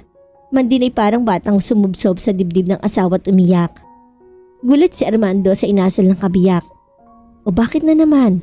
Nagtatakang tanong nito. "Sorry ha." Garalgal na ang tinig ni Diana. "Wala ako sa bahay kanina nang nangyari yan. Hindi kita natulungan sa oras na mas kailangan mo ko."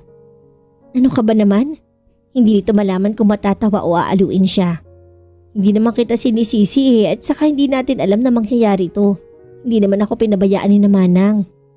Maski na wala pa rin ako kanina nang nangangailangan ka ng tulong. Obligasyon ko yun, hindi kay Manang." "Look honey, mangyayari at mangyayari ang mga bagay. Naroroon ka man o wala. It doesn't matter kung hindi ka o nagdala sa akin dito sa ospital. Ang mahalaga sa lahat, narito ngayon at kasama ko. Tama na sa akin yun." "Thank you Armando." "O siya tama na.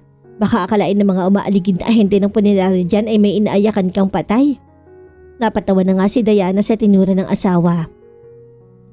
Na makalabas na si Armando sa ospital ay si Diana ang personal na nag-asikaso ng lahat ng pangangailangan ng kabiyak. Mahigpit na pinagbili ng doktor kay Armando na iwasan ng masyadong pagpapagod. Kung kaya namang iswestyon ni Diana na mag-leave na muna ang asawa sa opisina upang makapagpahinga sa bahay. At kahit paabala siya sa pag-asikaso kay Armando, hindi pa rin pinababayaan ni Diana ang operation sa kanyang mga restaurants. Hindi man magsalita si Armando, alam ni Diana na masaya ang kanyang asawa sa panahon at atensyon na ibinibigay niya dito. Kahit papano, nakakabawas sa guilt feeling ni Diana ang pag-iintindi sa asawa. Kasal nga sila ni Armando sa harap ng tao at harap ng Diyos. Ngunit nakukonsensya siyang aminin kahit malang sa sarili na hindi si Armando ang tinitibok ng kanyang puso. "Bakit mo sinasabi sa akin ang lahat ng to?" Malumaning na wika ni Armando ngunit bakas ang tinitimpang galit sa mga mata. "Dahil lalaki ka, alam kong naintindihan mo ang nararamdaman ko." Ani Sandro, larawan ng matinding desperasyon. "At sa paligay mo ba, kapag nalaman niya ang katotohanan ng sinasabi mong nakaraan niyo, maniniwala siya?" Nauuyam ang tinig ni Armando. "Hindi ko alam pero hindi masamang magbaka sakali." "Ha? At ano sa tingin mo ang sa akin? Baliw na hinihip-hip sa lusong? Gayong alam ko naman na ako ang mapupuwing?" "Hindi kita pipilitin kung ayaw mo pero wag mong ipagkait kay Diana na malaman niya ang totoo. Karapatan din niya yun." "At ako? Paano karapatan ko? Hintayin ko na lang ba na nakatanga ako rito habang unti-unti mong inilalayo sa akin ang asawa ko?" Sarkastikong tanong ni Armando. Bumuntong hininga naman si Sandro. "Don't be selfish, Rafi." "Ako selfish? Sino sa tingin mo ang mas selfish sa ating dalawa? Gayong ana sa isip mo ay puro pansariling kaligayahan mo lamang. Hindi na nakapagpigil ang lalaki at huli na nitong nabulyawan si Sandro. Mali ka, Rafi. Kaligayahan din ni Diana. Pagkasabi niya tuloy-tuloy nang lumabas ang pinto si Sandro at walang lingon likod. Naiwang mag-isa si Armando sa malaking sala ng kanilang bahay. Lito ang isip. Kung sa iba, ang katotohanan ay simula ng paglaya ng panibagong pag-asa. Para kay Armando ang katotohanan ay maaring mga hulugan ng mapait na wakas. Humingi ng isang exclusive interview si Ami Kabahog, isang sikat na TV host at magazine writer kay Diana, para sa column nitong Food with Pleasure. Nagpaunlak naman si Diana. Naisip niya mabuti rin naman ang idinudulot ng mga interview na gaya nito. Dahil nagkakaroon ng libreng advertisement at exposure ang kanyang restaurant. Napagkasunduan na gawin ng interview sa Diana sa Laguna. Dahil gusto ring i-feature ni Ami ang live band na regular na nagpe-perform sa restaurant tuwing gabi. Very accommodating naman si Diana pagdating sa interview. Inilibot niya si Ami at ang buong crew nito sa lahat ng bahagi ng restaurant. Magmula sa mga private dining area nila sa second floor at sa bawat kwarto ng KTV. Kasunod ni Diana ang cameraman na si Pinggoy na panay ang kuha ng shot sa buong paligid. Wala pinaligtas sa bawat events. Pati ang ibang customers na naroroon ay hiningan din ni Ami ng maikling pahayag tungkol sa klase ng services ng restaurant at kung anong masasabi nila sa lugar na yon. Lahat ng tanongin ni Ami ay puro maganda ang binibigay na komento tungkol sa restaurant ni Diana. Tahimik naman ipagpasalamat ni Diana ang mga magagandang komentong yon ng mga customers dahil tsak na maganda ang magiging resulta niyon. Lalo makikilala ang kanyang food business. Nakapagbigay na rin ng ilang pahayag si Diana tungkol sa aim ng Diana's at kung ano pa ang ina-expect niya sa restaurant niya pagdating ng panahon. Niyaya ni Diana si Ami sa ground floor upang manood ng performance ng Glitz Band. Naghanap sila ng bakanting pwesto sa bar at doon ay umorder ng ladies drink sa isa sa mga bartender na naroroon. You know, this is really a nice place. Puri ni Ami bago muling sumimsim ng ladies drink. Thanks, I'm glad you like the ambience. Nakangiting wika ni Diana. Yeah, nakaka-relax kasi. At saka maganda ang service nyo. Not that I'm making sip-sip. My friends have been here several times already and they have one at the same comments tungkol sa Diana. They said that this is the place to be. And frankly, I am now convinced 101%. Salamat naman kung ganun. Parehong natuon ang pansin nila sa nagpe-perform na banda. Dahil sa problemadong idinudulot ng dating solubista ng grupo, si Sandro na lamang ang permanenteng pumalit sa pwesto nito. Gusto mang tumanggi ni Diana sa resulta ng kasunduan ay wala naman siya magagawa dahil 1 taon ang pinirmahang kontrata ng Glitz Band para sa regular performance dito sa Diana's. At isa pa, hindi na niya saklaw kung sino at alinmang miyembro nito ang dapat palitan. As long as they can deliver the goods, never mind the means, wika nga. Basta ba magugustuhan ng mga parokyano? Well, wala naman siyang reklamo pagdating sa ang gulong yun. Dahil sobra pa sa gusto. Talagang patok na patok ang Glitz Band sa Diana's. Lalo na, ang maging regular na singer ng grupo si Sandro. Lamang nangangahulugan yon na palagi rin niya makikita ang lalaki at iyon ang problema. That's strange. Kurot noong pahayag ni Ami makaraan ng ilang sandali ng pananahimik. Nakatutok ang mga mata nito sa entablado kung saan kasalukuyang nagpe-perform ang Glitz. Ang alin? That guy. Yung soloista ng banda. I think I know him. Talaga? Saan mo naman siya nakilala? Dinadaig ng kuryosidad na tanong ni Diana. I don't know him personally pero nakita ko na siya nung nagtatrabaho pa ako bilang executive secretary sa embahada sa Japan. Tumango lamang si Diana. Oh yes, I remember. Sabi ulit ni Ami. Isa siya sa 6 na Pilipinong humingi ng tulong sa embahada dahil lahat sila ikinulong sa Tokyo Jail matapos mapagbintangang pumatay sa kanilang Japanese employer sa isang rumble sa Haji Bar. Hindi makapaniwala si Diana sa sinabi ng TV host. Hindi kayo napagkamalan lamang ni Ami si Sandro? Pero hindi rin eh, mali daw ang lahat ng detalyeng sinabi nito, konektado sa mga pangyayari.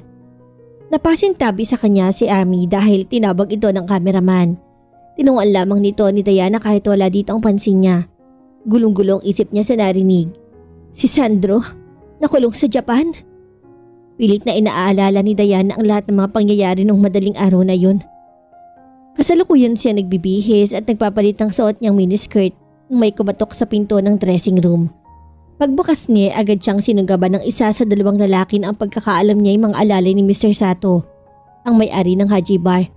Labis siyang ikinagulat ang mga pangyayari kung kahit bago pa man niya nagawang sumigaw, naharangan na agad ng isang malaking palad ang bibig niya. Mabilis na naging pagkilos ang dalawang lalaki. Pakaladkad siyang dinala ng mga to sa backdoor kung saan naroon na naghihintay na sasakyan ni Mr. Sato. Kitang-kita niya ang malisyosang pagkatingin ng matabang Hapones at hindi siya tanga upang hindi malaman na masama ang balak ng mga to sa kanya. Wala nagawa ang pagpipiglas niya dahil lubhang malalakas ang singkit na alalay ng kanyang amo. Nakasampa na ang mga kalahati niyang katawan sa kotse nang mapunan niyang may sumilip sa backdoor ng bar. Laking tuwa nga niya nang makita ang katipa na si Sandro. Dumating ito upang sakluluhan siya. Nagpambuno nga ang tatlo. Ngunit dahil sa talagang hindi bihasa si Sandro sa pakikipagbabag, nagawa tong pagtulungan ng dalawang alalay ni Mr. Sato. Laking pasasalamat niya nang magsipag datingan ng ibang crew ng bar na halos lahat ay kababayan nila. Waring hindi talaga papayag ang mga to na magpapayis sa kahit na sino, kahit pa sabihing dahil lamang sila sa bansang yon. Nang matapos ang komosyon, umuwi na sila ni Sandro sa tinutuluyan niyang apartment upang mag-impake ng mga gamit. Pero kahit na nanginginig siya sa takot, malinaw pa rin ang isip niya. At naalala ni Diana, naroon pa rin sa kotse si Mr. Sato. Sakay ang matabang Hapones sa takot at takot sa mga naganap. Marahil ay nangangamba baka ito naman ang mapagbalingan at bugbugin ng ibang naroon. Sa makatuwid, buhay pa ang Hapon ang iwanan nila. At sino naman kaya magkakaroon ng motibo para patayin si Mr. Sato? Lampas 11:00 na ng gabi nang lumabas si Diana sa Dayanas. Madilim na din sa kalye at mangilan-ngilan na lamang ang mga taong naroroon. Kinapa ni Diana ang susi ng kanyang sasakyan sa hawak na handbag. Gusto na niya makauwi kaagad dahil kanina pa siya nakakaramdam na matinding antok. Sa loob pa nga lang ng restaurant ay panay na ang hikab niya. Kung hindi nga lamang kailangan tapusin niya ang mga papeles ngayong araw na to at ang mga bagay na may kinalaman sa kanyang negosyo, kanina pa sana siya nakauwi. Pundido ang ilaw na nagmumula sa poste ng Meralco sa labas ng restaurant. Makailang beses na nila tong inireport sa kumpanya ng Meralco upang kaagad na maipaayos, ngunit hanggang sa ngayon, hindi pa rin nabibigyan ng kaukulang aksyon at panahon. Tanging ang munting ilaw na nagmumula sa neon lighted sign ng Dayanas ang naging gabay ni Diana sa kanyang paglalakbay patungo sa sariling sasakyan na nakaparada sa espasyong laan para sa kanya. Nangangamba si Diana. Jack na kanina pa naghihintay si Armando. Nakalimutan na kasi niyang tumawag sa kabiyak at sabihin gagabihin siya ng uwi dahil okupado ang buong maghapon niya ng maraming trabaho. Pati ang restaurant niya sa Laguna ay hindi na niya nabisita ngayong araw na to dahil hindi na siya nagkanda o gaga sa dami ng ginagawa. Pasakay na si Diana sa kanyang sasakyan nang mula sa kung saan isang nilalang walang kilate sa dumaluhong sa kanya. Napasadya si Diana sa pinto ng sasakyan. Sa sobrang pagkabigla, nabitawan niya ang kanyang mga daladala. Bumagsak yon sa malikabok at sementadong kalsada. Rumestro matinding takot sa kanyang mukha. Pakiramdam niya ay may naghahabulan daga sa kanyang dibdib. Hirap gumalaw si Diana sa kanyang posisyon. Iniipit siya ng hindi kilalang nilalang sa sasakyan sa pamamagitan ng katawan nito. Hirap din sa paghinga si Diana at nangangapos ang kanyang paghinga. Tulong! Tulungan niyo ako! Hingi niya ng saklolo. Mas malamang ang pabulong kaysa sa pasigaw. Nilamon lamang ng ingay ng mga nagdaraang sasakyan ang pagpapagibik na yon ni Diana. At dahil nga may kadiliman sa bahaging iyon ng kalsada, malaki ang posibilidad na walang nakakakita sa nagaganap na komosyon. Maging ang security guard ay hindi makamalay sa mga nangyayari. Na mga sandaling iyon, nasa loob to ng restaurant at nagsasagawa ng huling pag-inspeksyon sa buong paligid. Walang patid ang pag-agos ng luha sa mga mata ni Diana. Hindi niya talos kung anong nasa isip ng taong to. Hawak nito ngayon ang buhay niya. Walang maisip na ibang paraan si Diana. Hindi niya tiyak kung may boses na lalabas sa kanyang bibig sa oras na sumigaw siya. Isa na lamang ang paraan. Sa natitiripan niyang lakas, kuyom ang kamaong binayo niya ang bubong ng kanyang sasakyan. Sapat na upang marinig at makaalarma sa mga taong maaaring nasa kalapit lamang nila. Bahagyang ikinataranta ng atake niya ang ginawang iyon ni Diana. At nasa isip nito, wala na ring nalalabing paraan. Itinakip nito sa mukha ni Diana ang dalang panyo. At hindi na nagawang pumalag ni Diana. Pakiramdam niya ay nalalabo ang kanyang paningin. Para siyang hinihila ng matinding antok. Mabilis. Hanggang sa tuloy na siyang lamunin ng kadiliman. Mabigat ang pakiramdam sa ulo ni Diana nang magising siya. Anong oras na ba? Tanong ng isip niya. Bakit ba ganito ang sakit ng ulo ko at parang pinupukpok ng maso? Ang over siguro? Sobrang dami ba ang nainom niya kagabi? Naisip niya. Teka, hindi naman siya uminom kagabi ah. Biglang nagliwanag sa isip niya ang insidenteng naganap ng nagdaang gabi. Bigla siya nagdilat ng mata at bumangon. Ngunit sa ginawa ay lalo lamang tumindi ang pananakit ng kanyang ulo. Nakaramdam siya ng pagkahilo. Huwag ka munang magpilit na bumangon kung hindi mo pa kaya. Tinig yun na isang lalaki.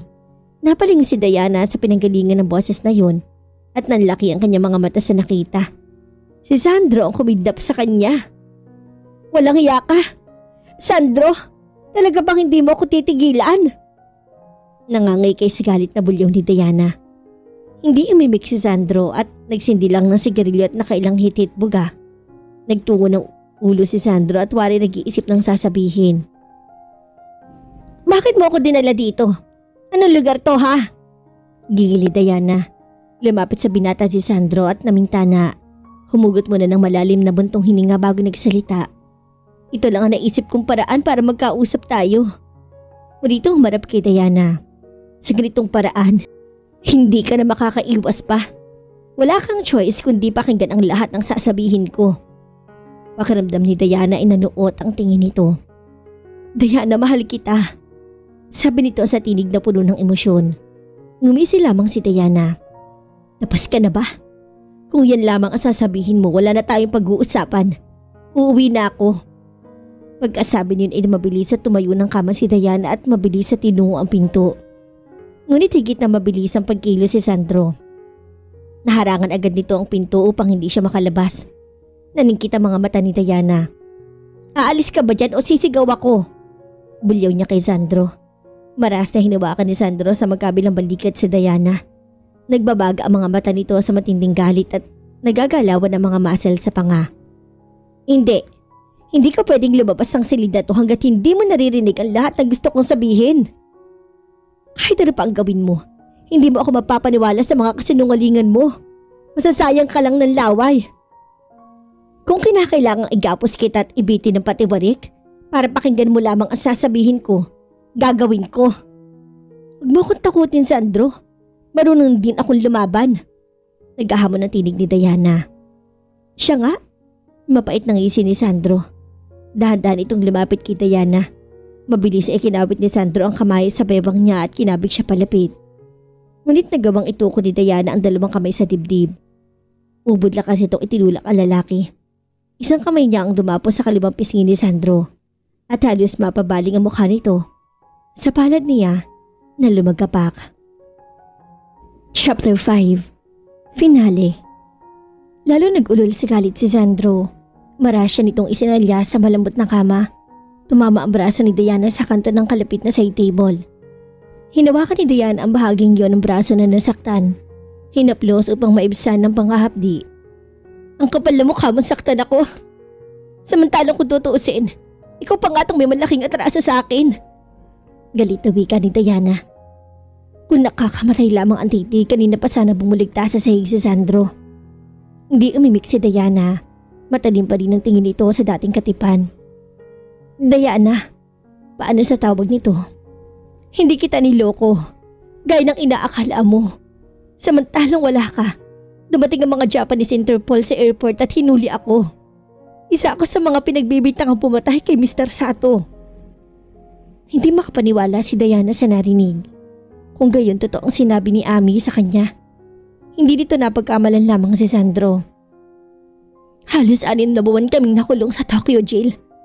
Ako at iba pang Pilipinong nagtatrabaho sa Haji. Sinong pumatay kay Mr. Sato? Pilipino ba? Tanong ni Diana. Wala na ang bangi sa tinig niya. Marahang umiling si Sandro. Si Miss Jaja. Bumalata ang lungkot sa mata nito. Si Jaja. Lalo ikinagulat ni Diana ang sinabi ng dating katipan. Si Jaja Kimoto ang isa sa mga Haponesang waitress na kasama nila sa Haji. Mabait si Jaja at palangiti. Kung kaya hindi makapaniwala si Diana na makakagawa ng ganong krimen si Jaja. Nagkaharikiri si Jaja, ani Sandro. Ang harikiri ay katumbas ang salitang pagpapatiwakal. Ginagawa yun ng mga Hapones sa ilang pagkakataon upang ibangon ang kanilang dudungisang karangalan. Ayon sa isang sulat na nakuha sa tabi ng kanyang bangkay, pinagsamantalahan siya ni Mr. Sato, kaya nagawa niya tong patayin. Isinagawa niya to nang mapag-isa na ang Hapon sa loob ng Haji. Humihinga rin siya ng kapatawaran sa lahat ng taong nadamay sa mga nangyari. Napaluha si Diana at awang-awa sa sinapit ni Jaja. Diana, mahal kita. Ikaw lang ang babaeng minahal ko sa buong buhay ko. Maemosyong pahayag ni Sandro. Pinahid ni Diana ang luha sa mata at tumingin ng diretso kay Sandro.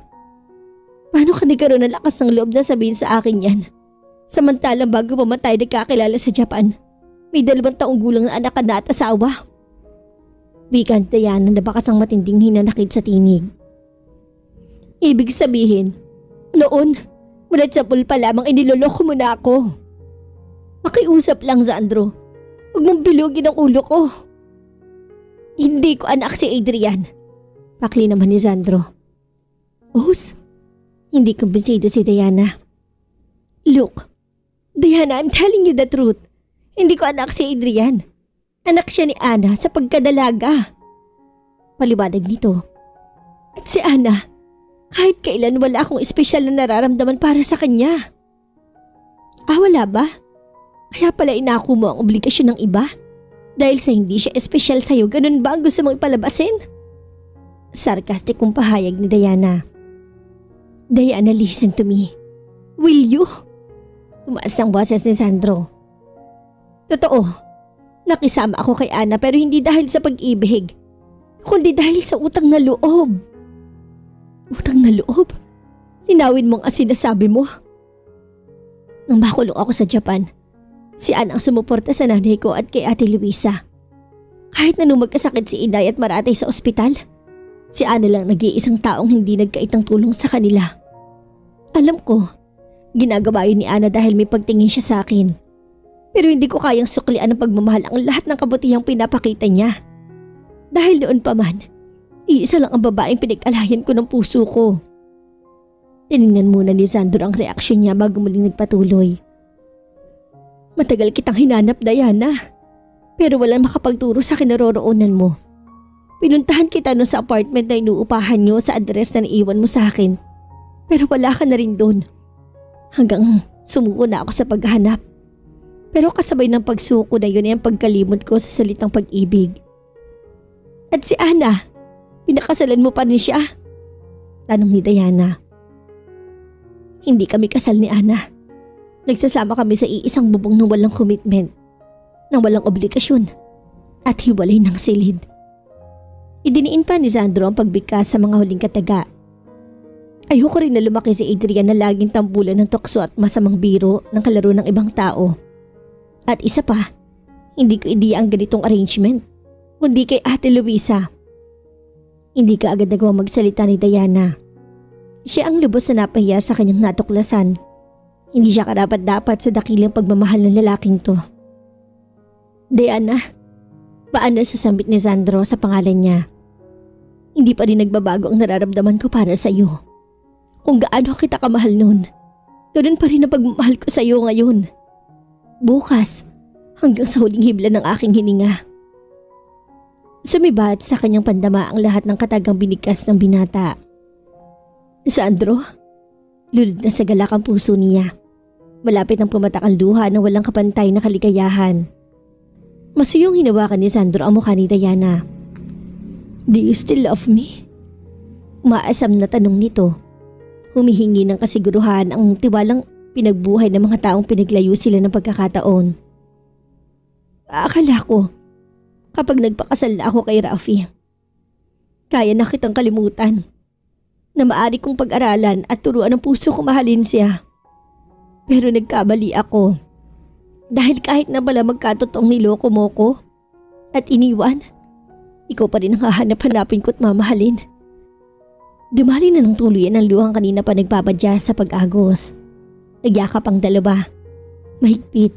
Waring takot na muling makahuligpos sa bisig ng isa't isa. Napatunay ni Diana na sa loob ng mahigit 5 taong inakala niyang malayo ang pag-ibig, nanatili pa rin pala yung malapit sa kanilang dalawa. Pagkat ang pag-ibig ay nasa puso niya, nasa puso ni Sandro. Kinabig ng binata ang likod ng kanyang ulo at tila naniningil sa panahong siniil siya ng halik sa mga labi. Isang halik na walang pretensyon. Isang halik na nagpapadama sa kasabikang naipon sa loob ng mahabang panahon. Sa muli nilang pag-iisang katawan, madubrob na pag-ibig ang laman ng kanilang puso't isipan.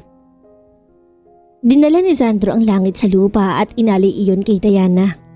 Walang pag-alinlangaw, walang pagdadalawang isip na tinanggap iyon ni Diana. Malinis ang hangarin ng kanilang pag-ibig. Iisa ang melodiyang tinutugtog ng tibok ng kanilang puso. Magkaduktong ang pilapil na kanilang tinatawid, ngunit makipot at may balakid. Marahang pinihit ni Diana ang siradura ng pinto at pumasok sa loob ng silid nila ni Armando. Katamtaman lamang ang lamig ng aircon sa silid, ngunit pakiramdam ni Diana ay nilalamig ang kanyang buong katawan. Gaya ng dati, himbing na sa pagtulog si Armando nang dumating siya. Hindi na siya nahintay ng kabiyak dahil ginabi siya sa pag-uwi. Mugto ang mga mata ni Diana sa pag-iyak. Pata ang kanyang katawan maging ang kanyang isipan. Nagising si Armando sa kuluskos na nilikha ng natabig niyang upuan ng tukador. Honey? Kanina ka pa ba? Tanong nito sa pagitan ng paghihikab. Hindi, ngayon lang. Halos pabulong na sagot niya. Naupo si Diana sa gilid ng kama at nakatungo ang ulo. Something wrong? Ani Armando. Hindi umimik si Diana. Hanggang maya-maya yumugyug na ang magkabilang niyang balikat at tuloy na siyang napaiyak. Hey, what's wrong? Nag-aalalang tanong ni Armando. Diana? Rafi, nag-asala ako sa iyo. Sa mata ng tao. Sa mata ng Diyos. Garalgal ang boses ni Diana. Hindi agad nakaimik si Armando. Katahimikan. Rafi, nagtatanong ang mata ni Diana. Wala ka man lang ba sasabihin sa akin? Katulad ng ano? Anito, hindi ko alam. Kahit na ano, magalit ka at sumbatan mo ko. Kahit na ano.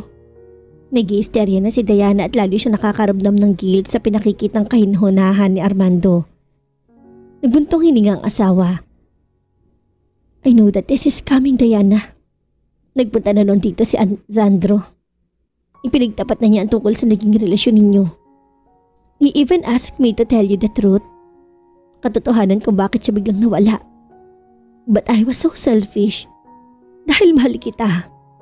Mapakla ang ngiti ni Armando. And a bit scared, I guess.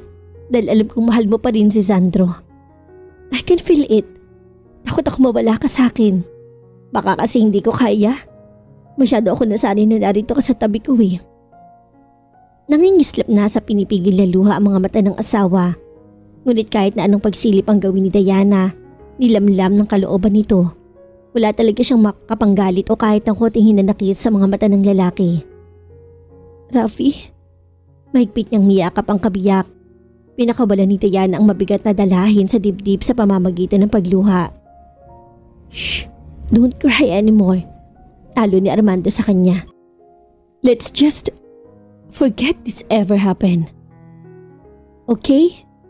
Masayong hinalikan nito sa noo si Diana. I love you. Sana pwedeng turuan ng puso para magmahal sa dalawang tao. O kaya sana ginawa ng Diyos sa dalawang puso ng tao. Dahil karapat-dapat pag-ukulan ng tapat na pagmamahal ang dalisi at dakilang puso ni Armando. Diana? Boses ni Sandro sa telepono. Nariyan ka pa ba? Yes, I'm still here. Matamlay na sagot niya. May sakit ka ba? Nag-aalalang tanong nito. Wala naman. Sandro, I'm sorry but I can't see you anymore. Pakli ni Diana na pinipigil ipahalata ang garalgal na boses.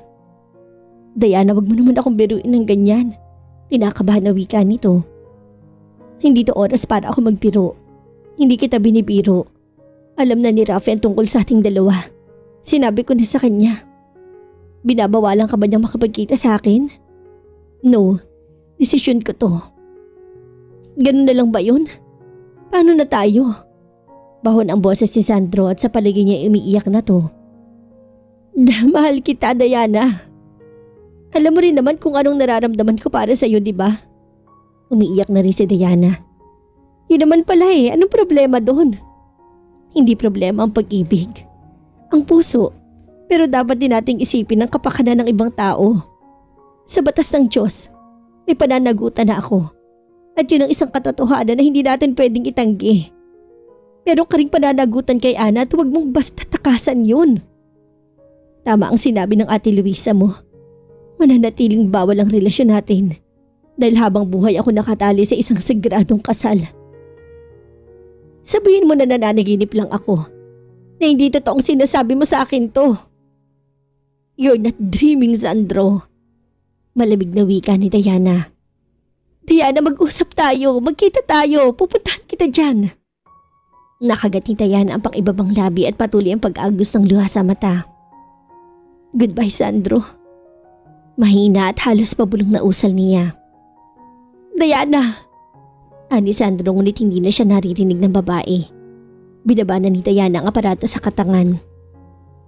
Hindi ako makapaniwalang ikaw pa na kapatid ko ang gagawa sa akin ng ganito. Bakasang tinitimping galit sa tinig ni Sandro. Ginawa ko lang ang tama. Pareho na kayong may pananagutan ni Diana, Sandro. Paliwanag ni Luisa sa kapatid. Kahit kailan wala akong pananagutan kay Ana at alam mo yan. Bulyaw ni Sandro sa nakatatandang kapatid.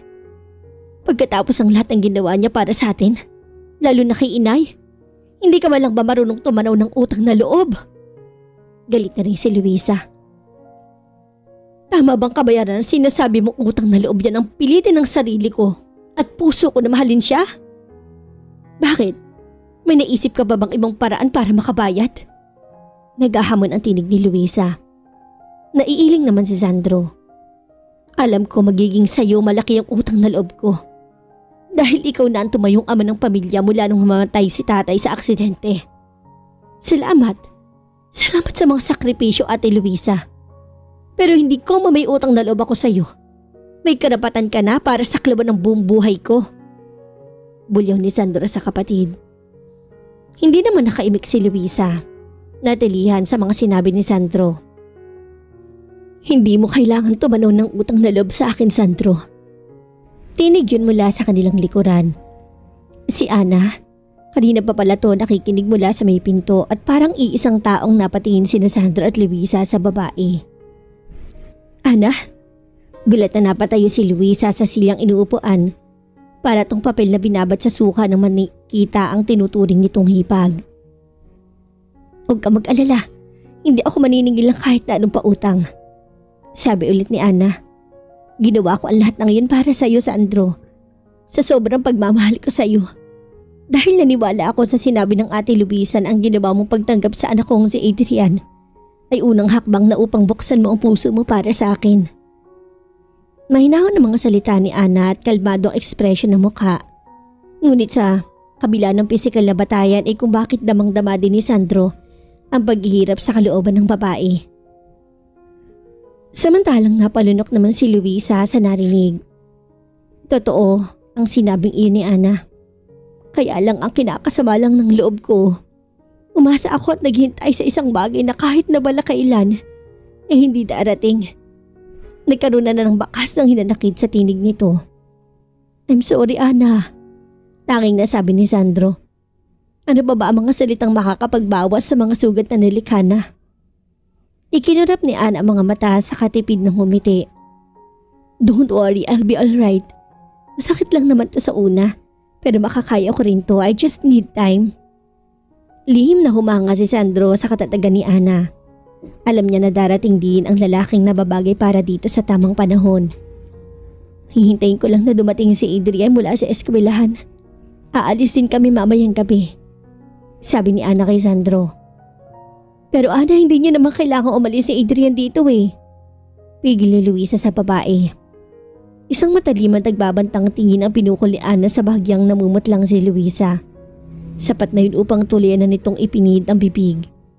Bahakbang na si Ana na biglang may naalala at binalingan nito ang binata. Sandro, tumawag ka agad sa Manila. Baka sakaling abutan mo pa si Diana bago sila umalis si Armando papuntang Texas. Saka tutuliyang pumasok sa silid. Bagong buhay. Ito ang inaasahang makamtan ni Diana kaya siya sumama kay Amardo papuntang Texas kung saan nakadakdang sumailalim sa isang general check-up ang lalaki. Pinagkatiwala niya ang pagmamahala ng restaurant sa kanyang nakatatandang kapatid na si Jasmine. At niwala siyang kahit na wala siya sa Pilipinas, magiging maayos pa rin ang takbo ng kanyang negosyo. Sa ibang bansa, alam ni Diana na madali siya makaka-recover. Siya kanyang full support pa rin sa kanya si Armando. At hindi man niya maipapangako kay Armando ang pag-ibig ng isang tunay na asawa. Lagi naman siyang niya sa tabi nito bilang isang kaibigan at kapatid dahil yun lamang ang klase ng pagmamahal na maaari niyang iukol dito. Pagmamahal na payak, simple at puno ng respeto. Pagmamahal na nararapat lamang para sa isang dakilang tao. I'm sorry. Malungkot na pahayag ng attending physician ni Armando na si Dr. George Jackson. Matapos lumabas ang result ng lahat ng pagsusuri sa ginawa sa kanyang kamakailan. Leukemia. Gaano kalaki ang tsansang gumaling ako, Dok? Napabuntong hininga ang doktor. We do have a cure if the damage is not yet very alarming stage. But what if the cells have been damaged more than what you had anticipated? Direktang tanong ng lalaki. Sad to say, that occurs. Malungkot na wika nito. We do have high-tech equipment here, but the cure has yet been known. For the meantime, so as not to feel the terrible pain alongside with it, we do have tranquilizers and pain relievers. Yeah, temporary cure. What a great consolation.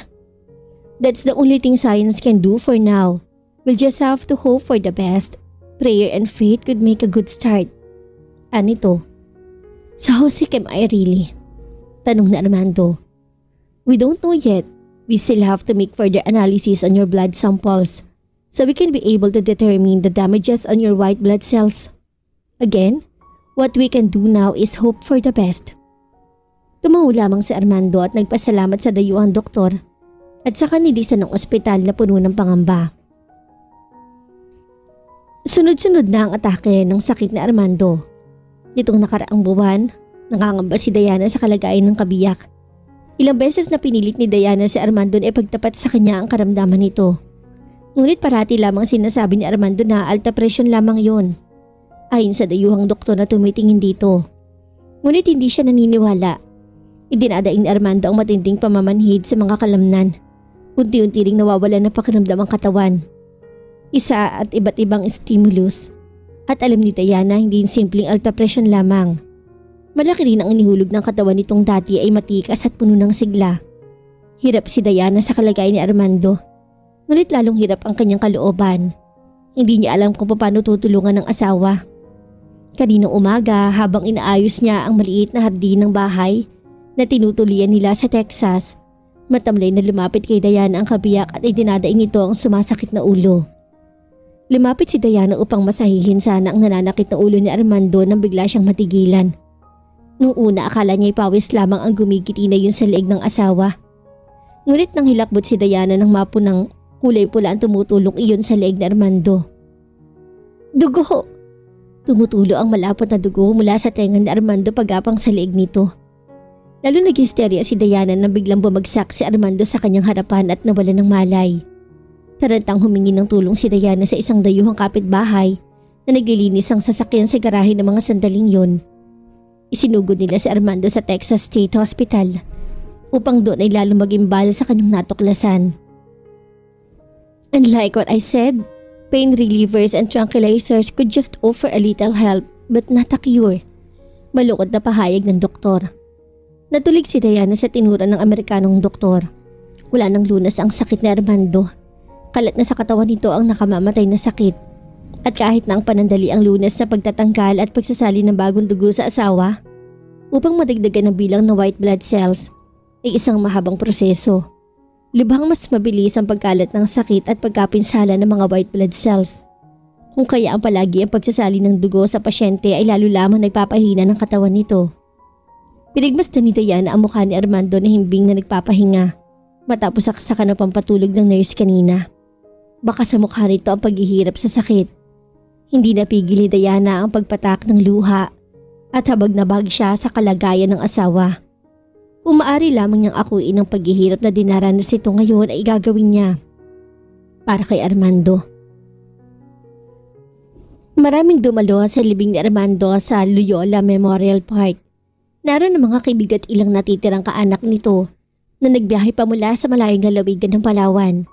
At gaya ng isa sa mga huling habili ni Armando, damit na puti ang suot ni Diana. Yun din ang kulay ng kasuotan ng karamihan sa mga nakipaglibing. Gusto ni Armando ang kulay na puti. Kakulay daw ng langit at marahil nang damdamin itong mas busilak pa sa puti. Isinama ni Diana sa hukay ni Armando ang 3 puting rosas ng katahimikan, kapayapaan at pamamaalam. Hanggang sa muling pagkikita, kaibigan. Anong ibig sabihin nito, attorney? Kunot noong tanong ni Diana sa matandang abogado. Baka sa mukha ang matinding pagtataka nang makita si Sandro na tahimik lang na nakaupo sa isang sulok na opisina. Anong ginagawa niya rito? Don't worry, Diana, ako ang nag-imbita sa kanya dito. Malumanay na sagot ni Attorney Rex Sullivan. Sige, maupo na kayo. Pero attorney, tutol ni Diana. Hindi ko may buong abogado at bagkos sa iminuwestra lamang nito kay Diana ang naghihintay na upuan. Alipin man ang matinding pagtataka ang kanyang isip, minabuti na lamang ni Diana na manahimik at inukupan niya ang isang single sofa sa loob ng opisina ni Attorney Sullivan. Sinimulan ng abogado ang pagbasa ng last will and testament ng nasirang si Armando Quinto. Matamang nakikinig si Diana. Lahat ng naiwang ari-arian ni Armando, 10 na mga negosyo nito sa iba't ibang bahagi ng bansa, ay ipinamana nito kay Diana. Matapos basahin ng abogado ang 3 pahinang testamento ng namayapa, ay muli nitong binuksan ng attache case. Kinuha nito ang isang sobre sa loob niyon. Ang huling sulat ni Armando para kay Diana. Wala akong hinanakit sa iyo, Diana. Wala rin ako pinagsisisihan sa mga nangyari. Kung sakaling mabigyan ako ng pagkakataon upang muling ulitin ang buhay ko, ikaw pa rin ang babaeng pipiliin kong mahalin. Patawarin mo rin ako, mahal ko. Dahil sa sakim na pagmamahal ko sa iyo, patuloy kang naging bilanggo sa piling ko. Ngunit hindi pa huli ang lahat. Ang magandang kinabukasan at kaligayahan na sinasabi ko sa iyo ay hindi kailanman masusukat ng kahit anong kayamanan. Ang kapangyarihan ng pag-ibig ni Sandro ay isang tanging yamang hindi mawawala ng kinang. Iyan ang gusto ko na mahalikahin mo. At sa bawat kaligayahan na nararamdaman mo, kasalo mo ko. Sa bawat sandali ng buhay mo, nasa tabi mo lang ako. Tiniklip ni Diana ang sulat na yon ni Armando. Panay ang agos ang luha sa kanyang pisngi hanggang sa huling sandali. Kaligayahan pa rin niya ang inaasalang-alang nito. Itinayo ni Sandro si Diana at nagtamang kanilang paningin. Tinawagan ako ni Armando noong nabubuhay pa siya at pinagtapat niya sa akin ang tungkol sa kanyang karamdaman. Pahayag ni Sandro. Pinapangako niya ako na mamahalit ka at aalagaan ng higit pa sa buhay ko. At gagawin ko yon hindi lang dahil sa hiniling ni Armando, kundi dahil iyon ang idinidikta ng puso ko. May emosyong pahayag ni Sandro. I love you, Diana. Si Ana. Nag-aalalang tanong nito. Hindi totoong buntis si Ana. At higit kanino man siya ang lubos na nakakaintindi sa nararamdaman ko sa iyo. Dahil nagmahal din siya ng labis. Paliwanag ni Sandro. Nalubos ang kaligayahan ni Diana sa narinig. Lalo na nang angkinin ni Sandro ang kanyang mga labi at ikulong siya sa isang mahigpit na yakap. I love you. Maya-maya na si Sandro na saglit na inilayo ang mga labi sa mga labing niya. I love you too, Sandro. At kung lumayo ka man sa akin, patuloy ka pa rin titibok ang puso ko para sa iyo. Natawa si Sandro. Don't worry, hindi na mangyayari yon. Mahal ko, hindi na ako lalayo. At minsan pa, nilubos ito ang pagbibigay assurance ng pag-ibig sa kanya. Wakas. At dito na po nagtatapos ang kwento ng pag-ibig ni Sandro at Diana. Nawa kayo nag-enjoy at na-in love. Samahan niyo po akong muli sa mga susunod pang nakaka-inspire at nakakakilig na mga kwento ng pag-ibig na aking ibabahagi. Maraming salamat po. Hanggang sa muli. God bless us all.